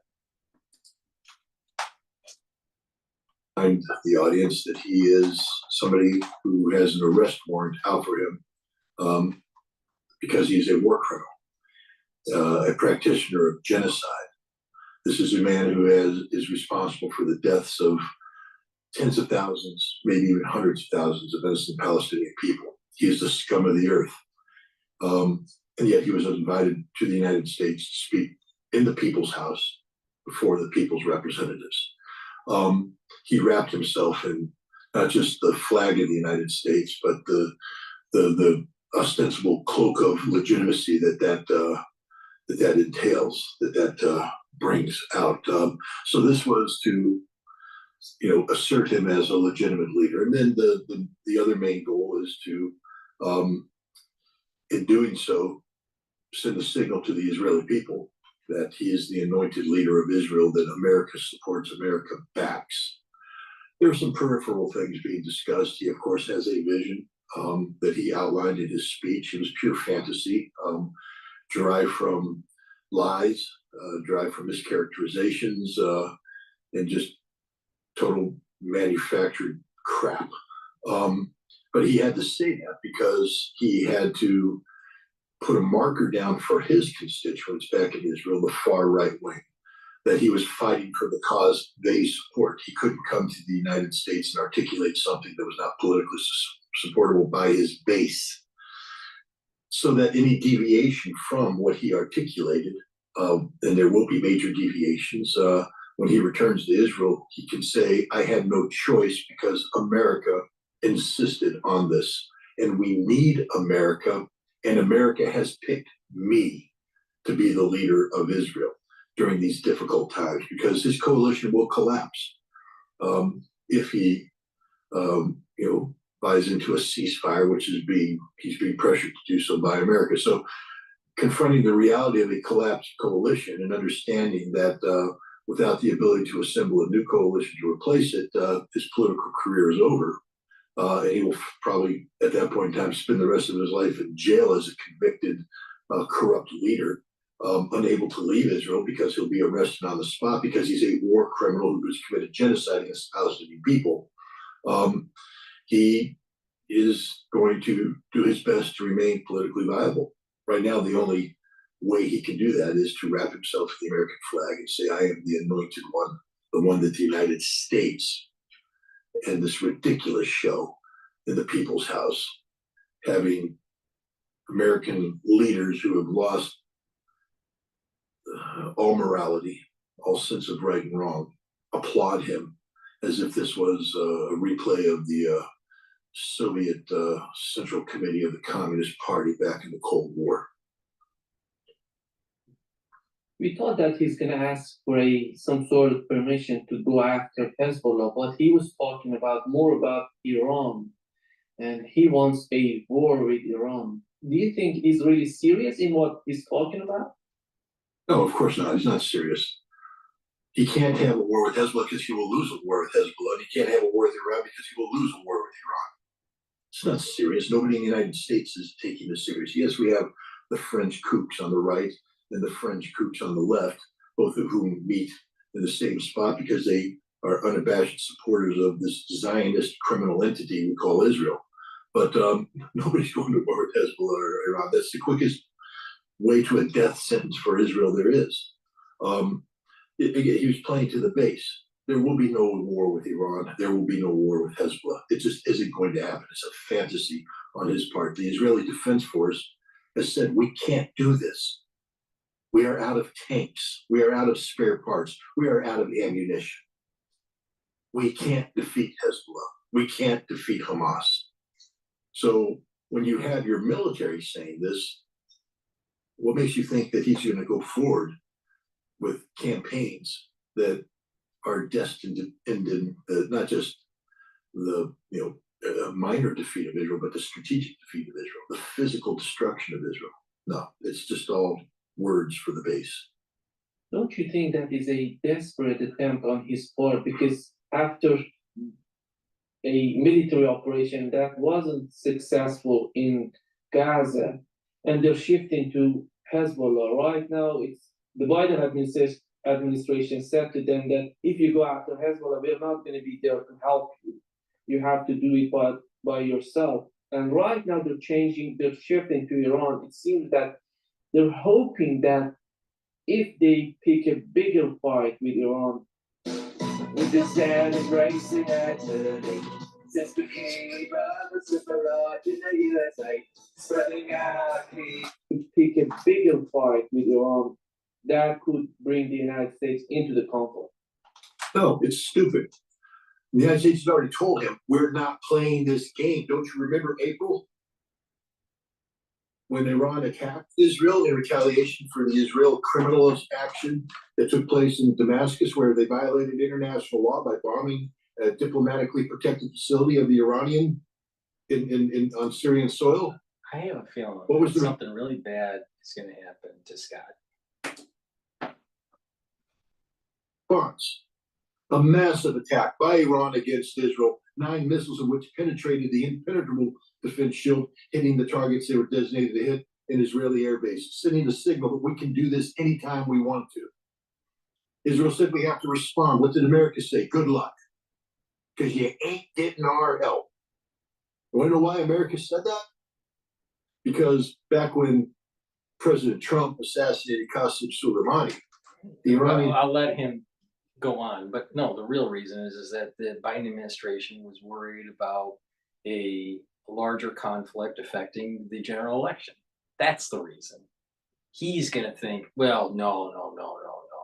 It's going to be that the Americans are weak and that, Trump, put his tail between his legs. All right. See, once again, there's a commonality between Ritter and Mearsheimer. What's the solution? Is the solution just to not engage in the region? Is that the solution? To let Iran go nuclear and have Israel be decimated? Is that the solution, Ritter? Give me a solution. What is the solution? Not all the negativity. What's the solution?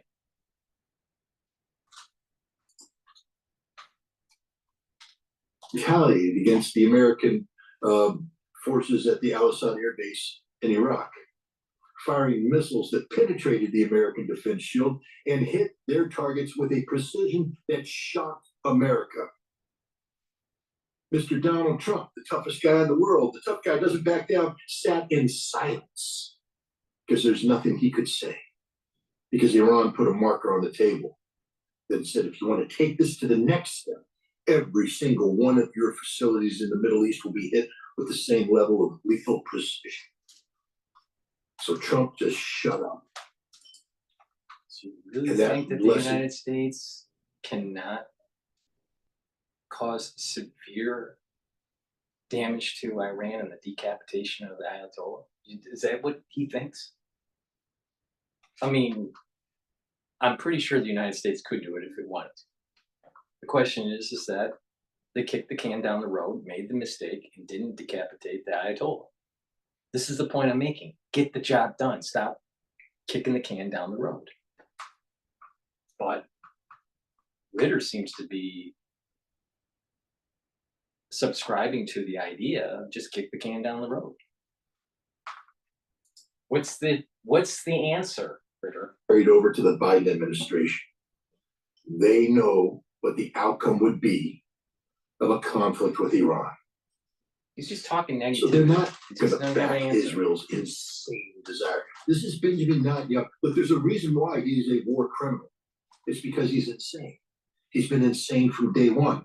This is a man who's so far detached from reality, it's not even funny. He's also a political operative that's shown a proclivity for surviving in scenarios where most politicians would not. Does he really believe that? He's playing. Does he really believe that Netanyahu is insane? Does he really believe that? I bet his cognitive ability is pretty high. Probably more so than Ritter. Ritter's pretty smart too, even though not as formally educated as Netanyahu. But Netanyahu's not insane, nor is Biden insane. That's just irresponsible. So what side of the fence are you on, Ritter? Are you on the Iranian side? Don't even sound like you're on the American side. Or is it that you're just trying to make it sound like there is a group of Americans that are very negative about Israel? Or is this really just a thinly veiled, anti-Zionist kind of rhetoric? I don't know. I do know this. Ritter has not, at least so far, but the videos that I have seen, and I haven't seen that many of his, but the videos that I've seen about this crisis in the Middle East, there's no solution. He hasn't said a solution, and it's all demonization. It's all demonization. What's the solution? Mearsheimer, who I think is much smarter than Ritter, doesn't have a solution either, and even admits that neo-realism logic doesn't work in this situation. That's why Dr. Paul Cottrell is saying you got to take a look at the metaphysics of this. Do you really think that Israel is going to fail on this?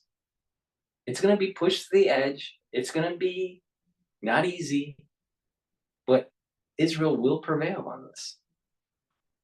And the United States is going to have to be engaged in this. Or there's going to be, like I said early on, there are going to be nations that are going to be cursed and blessed. What side is America going to pick? Do you want to be blessed or you want to be cursed? A very dangerous political game. But the United States has made it as crystal clear as possible. They're not going to be sucked into a conflict with Iran. There's zero chance of that happening. Zero chance. Let me remind everybody, we thought we could. Really, Ritter? Why are we moving military equipment in the region? Really, Ritter? I think you're wrong. The Houthi, that we could compel them through force of arms in stopping their blockade against Israel. We failed. We continue to fail. The reason why we continue to fail is because we have a woke military and a woke president that is a poor commander-in-chief.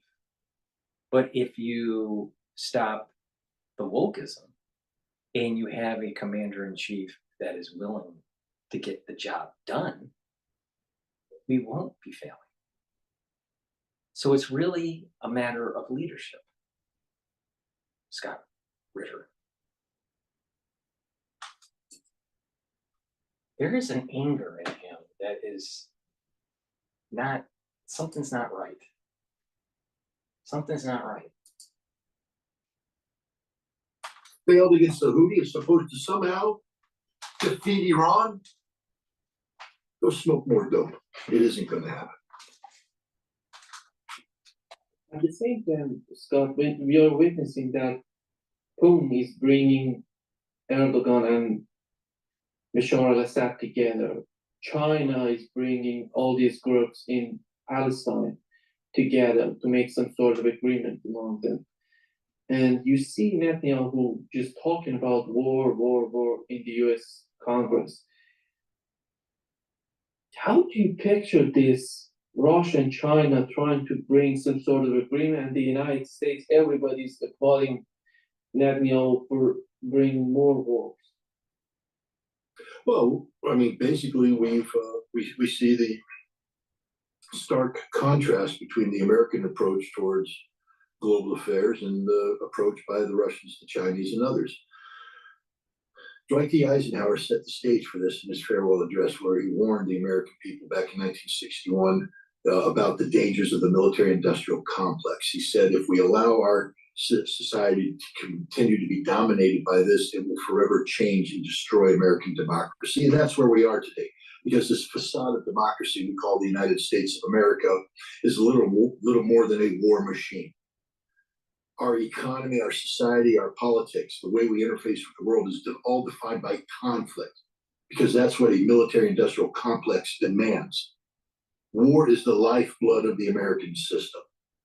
We can't succeed, we can't function unless they have conflict. We need conflict, so we promote conflict. That's why you see what you see here. Russia and China, on the other hand, aren't addicted to their respective military-industrial complexes.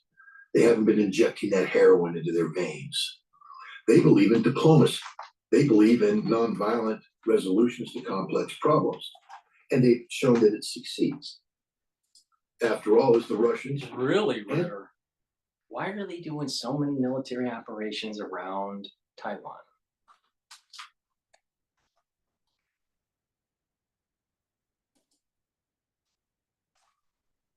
Chinese that brought the Saudis and the Iranians together. It's the Russians and the Chinese that have brought the various Palestinian factions together to create a fusion system that cannot be rejected by Israel or the United States on the grounds that it is Hamas dominated. And now you have Putin doing his best to bring an end to a conflict in Syria that was created by the United States. The United States created this. The United States made the Syrian conflict happen.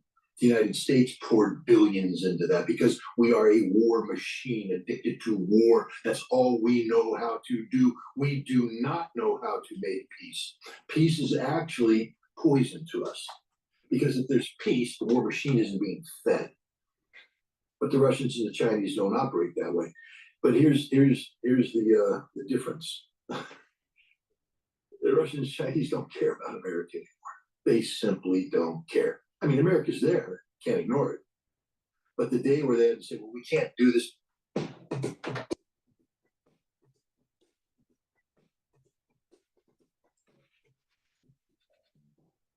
But the day where they had to say, well, we can't do this because America opposes it is over. They don't care. Not only that, by promoting peace, they're going to watch America, this addict to war, go into withdrawals. Because without the conflict to feed it. I mean, look again. Look at Netanyahu. What passed for a peace plan under Donald Trump in the Middle East? The Abrams Accords. The Abrams Accords is a big peace plan. No, it was a war. It literally was a system designed to promote conflict between Sunni and Shia, with Israel siding on the side of the Sunni. That's all it was. The Abrams Accord was not a peace plan. It was designed to suppress the national ambitions of the Palestinians while creating a political economic alliance to oppose the Shia Crescent, the axis of resistance. When I say oppose, I mean oppose violently, to create an economic system that would buy more American weapons. That's what it was all about. And it's dead. It's gone. It's finished. And so what's Netanyahu's response? More Abrams, double down on Abrams. But the region, the world, China, Russia, they're not playing that game because they recognize peace is the only path forward. Peace is the only path forward. If you choose war, all you get is death and destruction. For America, that's what we feed on. We feed on the death and destruction of others. We promote the wars abroad. That's all we do. Think about it. Around the world, show me one place where America is promoting peace. One. It's just a challenge out there. Where? What? It doesn't exist. We don't know how to do it because we are addicted to war. And so the Russians and the Chinese are simply more peaceful with the Canadians.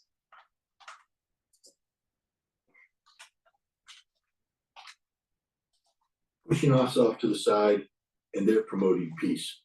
And nations are deciding that they don't want the war, the death, the destruction that the United States offers, because that's all America offers. They want peace. They want prosperity. This is the victory of diplomacy over militarism. In America, the only way we're going to save ourselves is to buy into the same thing. Now, this is going to require a radical transformation that we're not ready to undertake. Maybe we need to have some sort of collapse where the edifice of conflict just totally breaks down, and then we can rebound and rebuild as part of a global system. But as long as we think we are the essential nation, the world can't live without us. We're America, but what we mean is that we can't live without the world being at war. That's what it's about. That's what American hegemony is about. One nation surrounded by global conflict, and that conflict feeds us, sustains us, defines us. The world's tired of that, and they're walking away. When Netanyahu is talking about we, Israel and the United States, together with our Arab friends, we can fight Iran. Do you think he considers that if he goes after Iran, if he pick a fight with Iran, that Saudi Arabia and UAE going to be on his part? Let me correct your question. You mean when the genocidal war criminal at the head of the apartheid, illegitimate Zionist state of Israel? Let's stop talking about Netanyahu as he's somehow legitimate. The man is an insane war criminal. He's the scum of the earth. And like any criminal in a He desperate has not situation, mentioned yet in this video, and the video is about halfway done, anything about the war crimes from Hamas and the leaders of Hamas. Now, leaders of Hamas are being killed, so it doesn't mean anything anymore, but they're war criminals.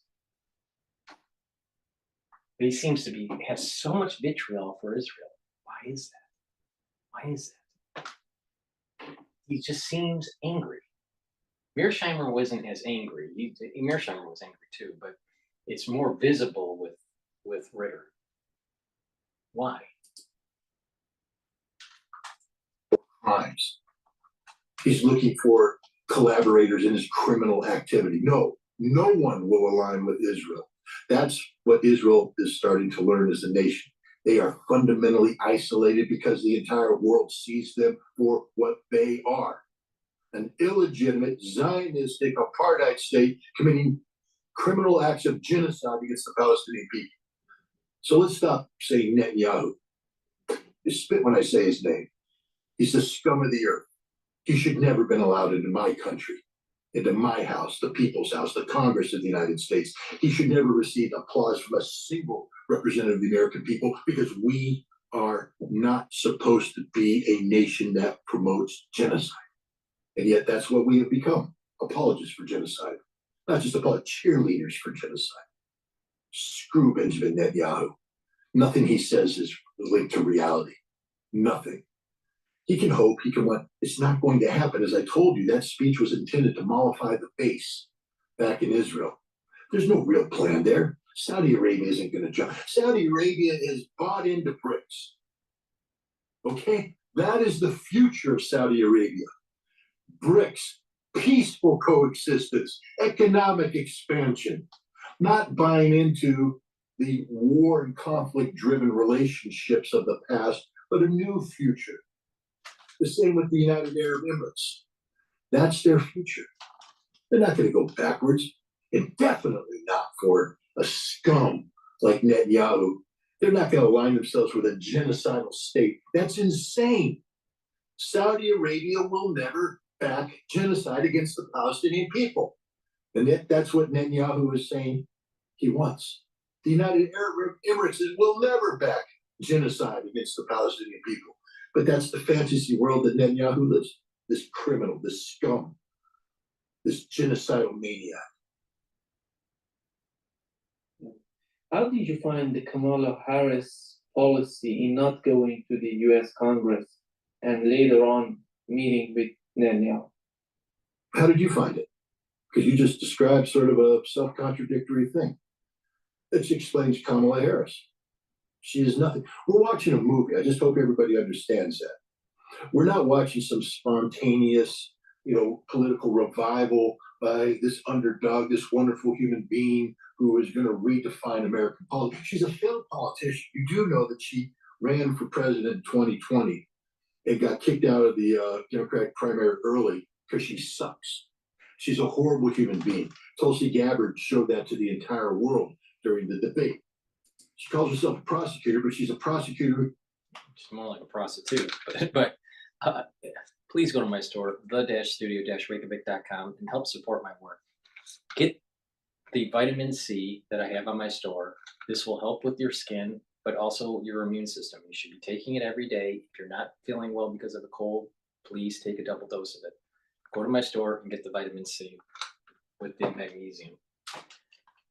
I have the Clarity Factor. Clarity Factor is a supplement that you take every day to help to reduce the brain fog, allows you to concentrate on your work and your school. It helps to think more clearly, and your neurons are firing faster. You're going to be able to remember things better. You're going to be able to just have longer periods of time of concentration. All right. So please go to the store and get the Clarity Factor. Now, it's really important to realize that neural health is part of an anti-aging process, right? You know, you have to keep good neural health. You want to keep those dendrites connected. You want those dendritic connections. You want to have good neuroplasticity.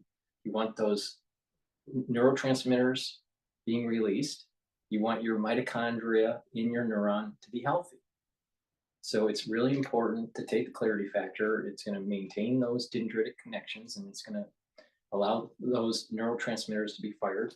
And it is synergistic with C60, which I'll talk about, you know, in a little bit. But C60 is a very strong antioxidant that soaks up those free radicals, but also helps to improve the mitochondrial health. By improving the mitochondrial health, you're going to have more ATP.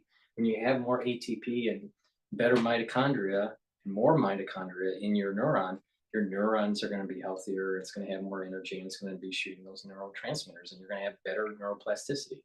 You're going to age slower neurologically. So you should be taking this every day, and it's synergistic with C60. So please go to my store and get the clarity factor.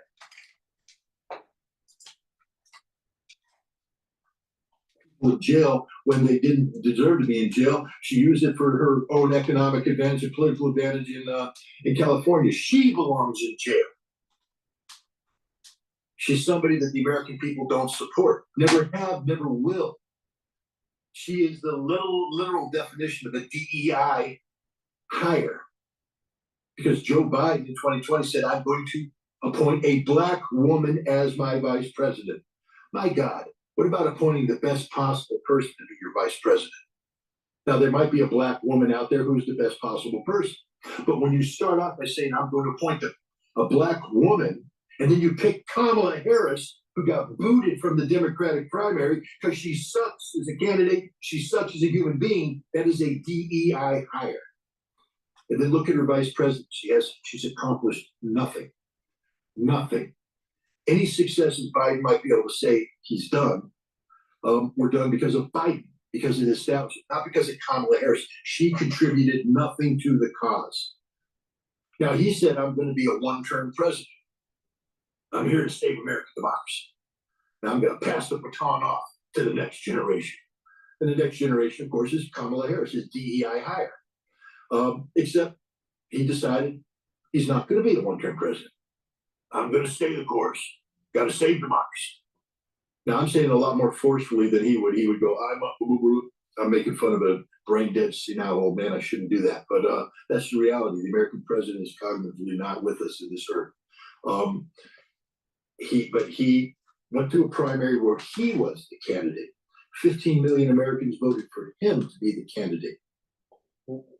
Does he say anything positive? There's something internally he's struggling with.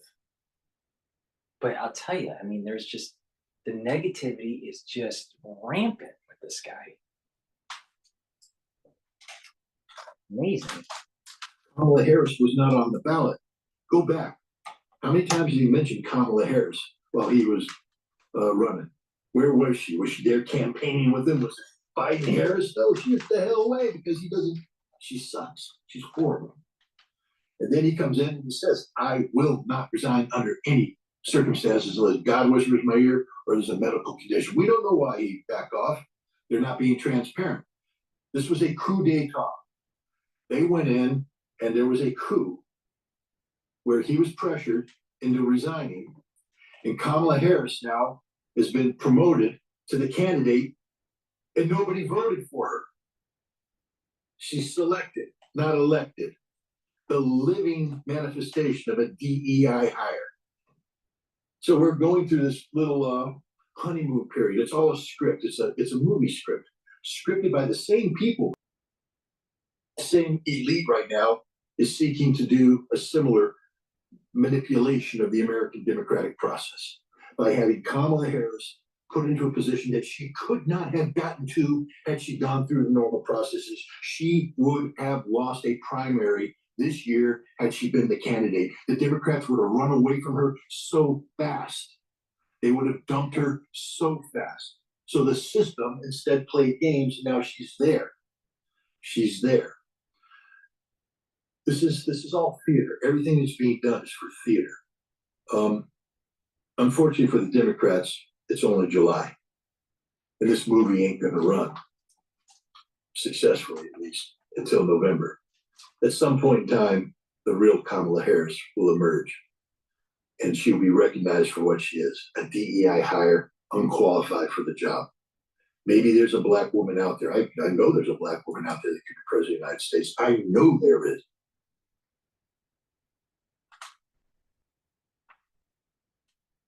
What qualifies her? There's very little that qualifies someone for the presidency. And that is the age, where you're born.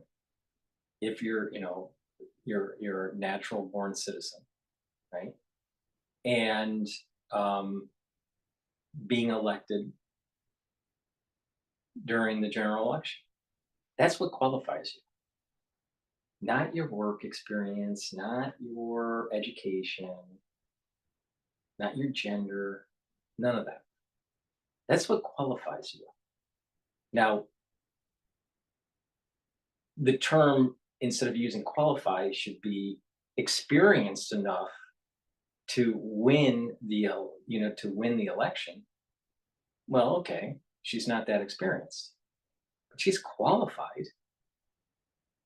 Again, all you have to be is a natural born citizen. You have to be a certain age, and you have to win the general election. And the word qualify is wrong. Now, certain people may think that certain types of experience is better than other type of experience. That doesn't qualify you.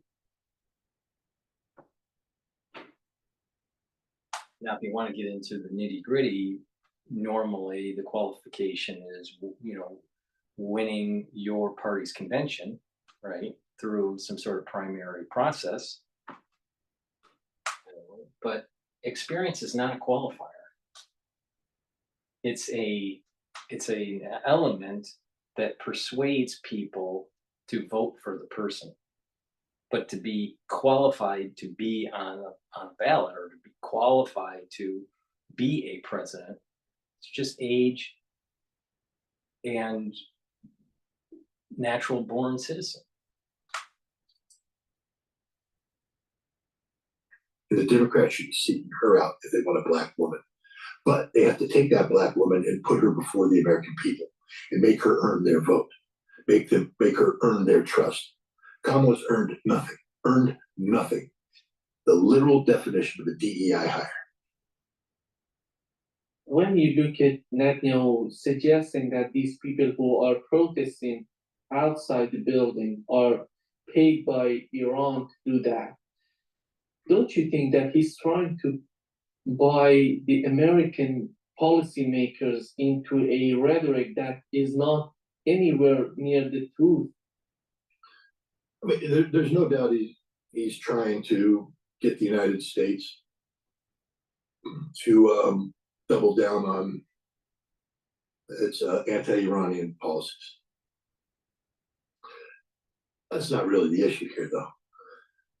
The issue is that a foreign leader, a war criminal, a genocidal maniac, was speaking at the People's House and daring to criticize American citizens for exercising their constitutional right of free speech, freedom of assembly.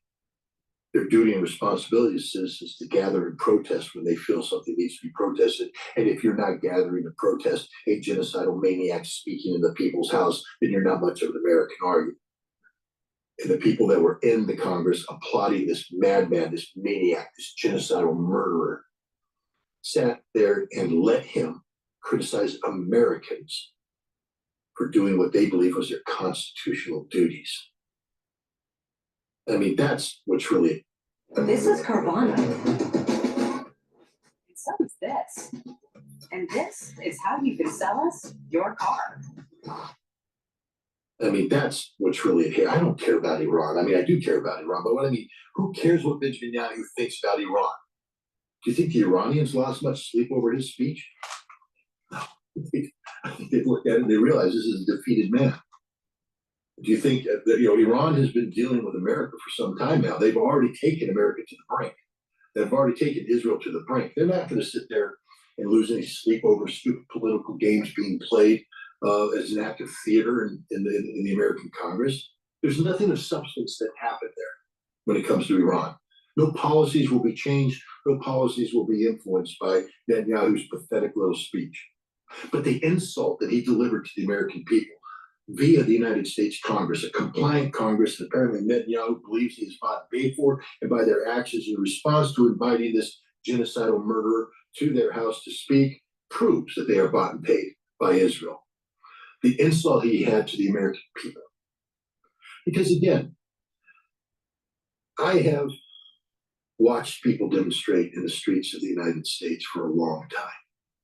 And I'll tell you, the vast majority of them I don't agree with. I wouldn't be side by side demonstrating for their cause. No, not at all. I would hold opposite opinions.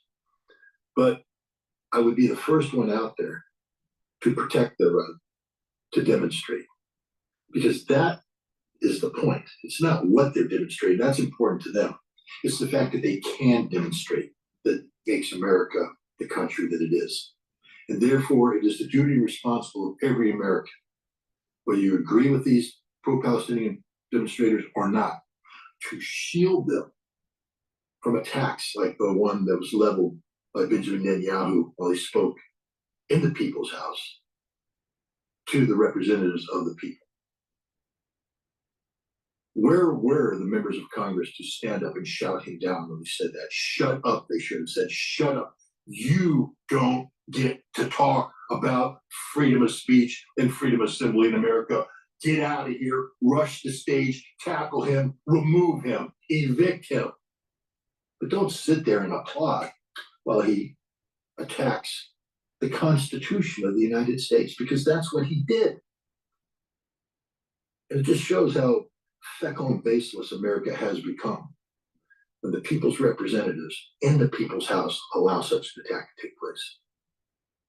When they're talking about Iran, it seems that the intelligence in the United States and in Israel, they're giving some information to the leaders that Iran, if we fight Iran, we can defeat all of these groups in the Middle East. But it doesn't seem that would be the case. Do you think that if something happens to Iran, all these groups will disappear? Is Iran ordering them to do things, or they have their will to do that? Well, first of all, the will exists independent of Iran. Hezbollah would be resisting Israel independent of Iran. Hamas will be resisting Israel independent of Iran. The Houthi would be resisting Israel independent of Iran. The Shia militias in Syria and Iraq would be resisting Israel independent of Iran. But let's not fool ourselves into believing that Iran isn't a critical aspect of the axis of resistance. Iran is a major power, a huge regional power.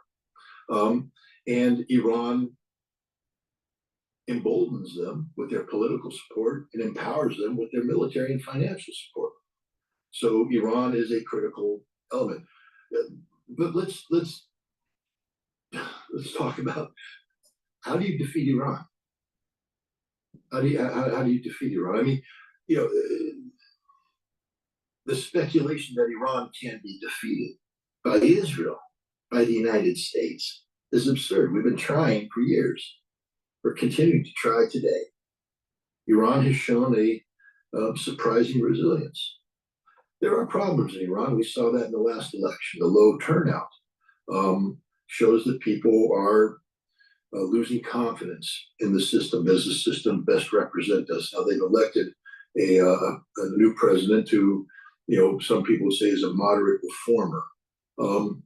I think you're not going to see any change in his foreign policy, but I do think you're going to see Iran start to reconsider some of its domestic policies, especially when it comes to women and how women are treated in Iran, because the people demand it. There are a certain element of current conservatives who, of course, will support the conservative, suppression of women in Iran.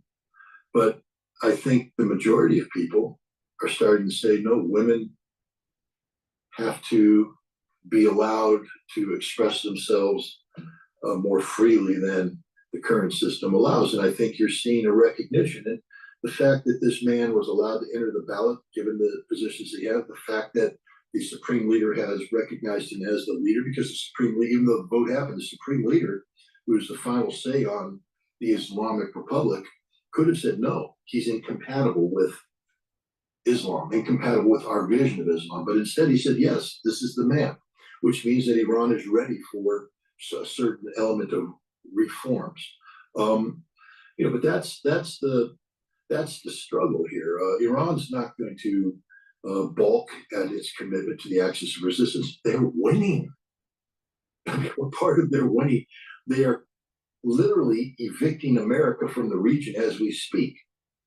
The American Navy cannot operate freely anymore. It doesn't have the same deterrent value anymore. The Iranians have solidified this axis of resistance, and most importantly, from my interpretation, they've inflicted fatal damage on Israel. This is the moment of the ultimate victory that's approaching, because Israel has been fatally damaged. Israel will not survive what has happened. It doesn't even come close. I mean, it goes against what Mearsheimer we just heard. He said that Israel isn't going to go away anytime soon. Let's just replay that a little bit. Fatal damage on Israel. This is the moment of the ultimate victory that's approaching, because Israel has been fatally damaged. Israel will not survive what is happening right now. If Israel's smart, they'll go into the long death, which allows for a relatively non-violent collapse of the Zionist entity and the normal absorption of whatever is left into a singular state known as Palestine. If they're stupid, they can accelerate this process by going to war against Hezbollah and Iran, then they'll be physically destroyed. But the end result will be the same, a singular entity known as Palestine. I think that Ritter is wrong, and that what's going to happen is that there's going to be a larger border of Israel that is going to be coinciding with the border system that's written in the Bible. And that is very possible that we see the decapitation of the Ayatollah and this theocracy that they have in Iran. Now, the United States is going to be involved in this. And this is probably going to be not just a regional war, but it's going to be a world war where there's going to be a European front, there's going to be an Asian front, and there's this Middle Eastern front. We're probably tiptoeing into World War III. Some people say that we're already in World War III. But I really don't see that Israel is going to fail and it's going to be some sort of path. The land, it's going to be the land of Palestine. I don't see that happen. Israel's dead. And this is because of Iran, because of the axis of resistance. So any idea of weakening the axis and all that, the implication is that Iran's not winning, that Iran is somehow weak, that Iran is vulnerable. That's a fantasy world. The reality is that it's Israel that's vulnerable. It's the United States that's weak. Because Israel and the United States aren't winning. They're losing. John Boyd's OODA loop in the Orient, observe, orient, decide, act, decision-making cycle. The idea there is to get inside your enemies or your adversaries' decision-making cycle to make them react to you. Let's just take a look at what's been happening in the Middle East. Who's reacting to whom? Who has the initiative? It ain't the United States and it ain't Israel. They're reacting. If this was a dogfight between fighter aircraft, America and the Israelis would be shot down every time. If this was maneuver warfare on a large scale, we'd be outmaneuvered every time and defeated. And this is the same place in terms of geopolitics. The United States and Israel are reacting, and every time they react, they bleed off speed. But Rocky Balboa, when he was in the ring against his opponent, he was usually reacting, and then all of a sudden, he ends up being proactive, and he wins. So don't worry about it, Ritter.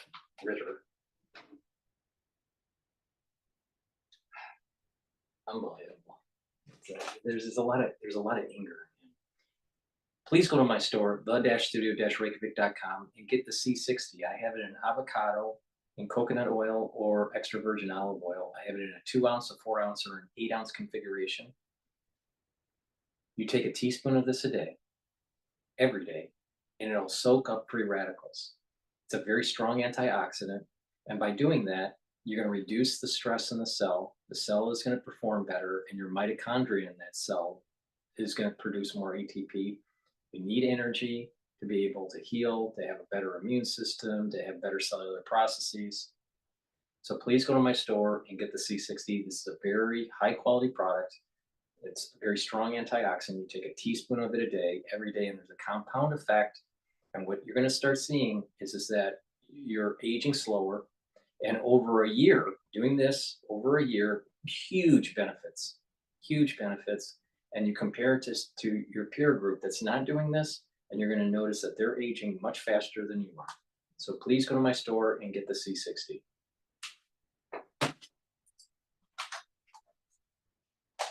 Bleed off capability, they increase their own friction. Meanwhile, Iran, the axis of resistance, is initiating when they want to initiate. It's a frictionless transition. The more friction, the slower you get. The less friction, the faster you get. Inside the decision-making cycle, Iran is prevailing. The axis of resistance is prevailing. So that's the reality. Any discussion in the West about, weakening Iran, it's absurd. It's just it's fantasy driven. All right. So those are the videos that I wanted to go over. So please go to my store, the-studio-reykjavik.com, and I just want to plug one more product here. I have partnered up with Rainbow Herbals, and we've created these all-natural deodorants, peppermint, lavender, and tea tree, and citrus. Get a couple bars for your household. This is a dual-purpose product where you use it as a deodorant every day. It's for males and females, but it also will help to detoxify your body slowly.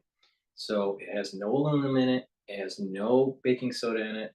It's made from essential oils from the Himalayas. It's extremely high quality deodorant product. Please go to the store and get a couple bars for your household. Even Better bar. This is an all-purpose bar. It's a utility bar for your skin. You can apply it on your skin every day, or some people do it every third day. But what you'll notice is that your skin will be smoother. It will be softer. It'll have kind of a little bit of a glow to it. If you use it on a regular basis, it'll also help to heal wounds quicker. A cut, an abrasion, a minor burn, it'll help to heal quicker. In addition, it'll help to mitigate some of the issues with psoriasis and eczema. And you can reduce muscle pain with this. So if you pull a muscle, you can rub this on the muscle area. In about 30 to 60 seconds, you're going to have pain relief from this bar. Many times you won't have any pain, but in some more severe cases, you may have just less pain. But the point is that it works, and it works fast. So please go to the store. This is made from all essential oils from the Himalayas. And this is a great utility bar that you should have in your medicine cabinet just in case you need it. If you get bug bites, like mosquito bites or whatever, you apply this on the bug bite and the itching will go away. So this is a really useful utility bar. So it's the Even Better bar. Please go to my store, the-studio-reykjavik.com, and get this high quality utility bar. So with that said, I think I have dissected, using my opinion about why I think Mearsheimer and Ritter are a little biased, a little wrong, and there's going to be additional conflict in the region, and that the method of analysis is not a method of neo-realism, but a method of metaphysics. So thank you for listening. Please go to my store, the-studio-reykjavik.com. The link is in the description of this video. Thank you for listening and have a nice day.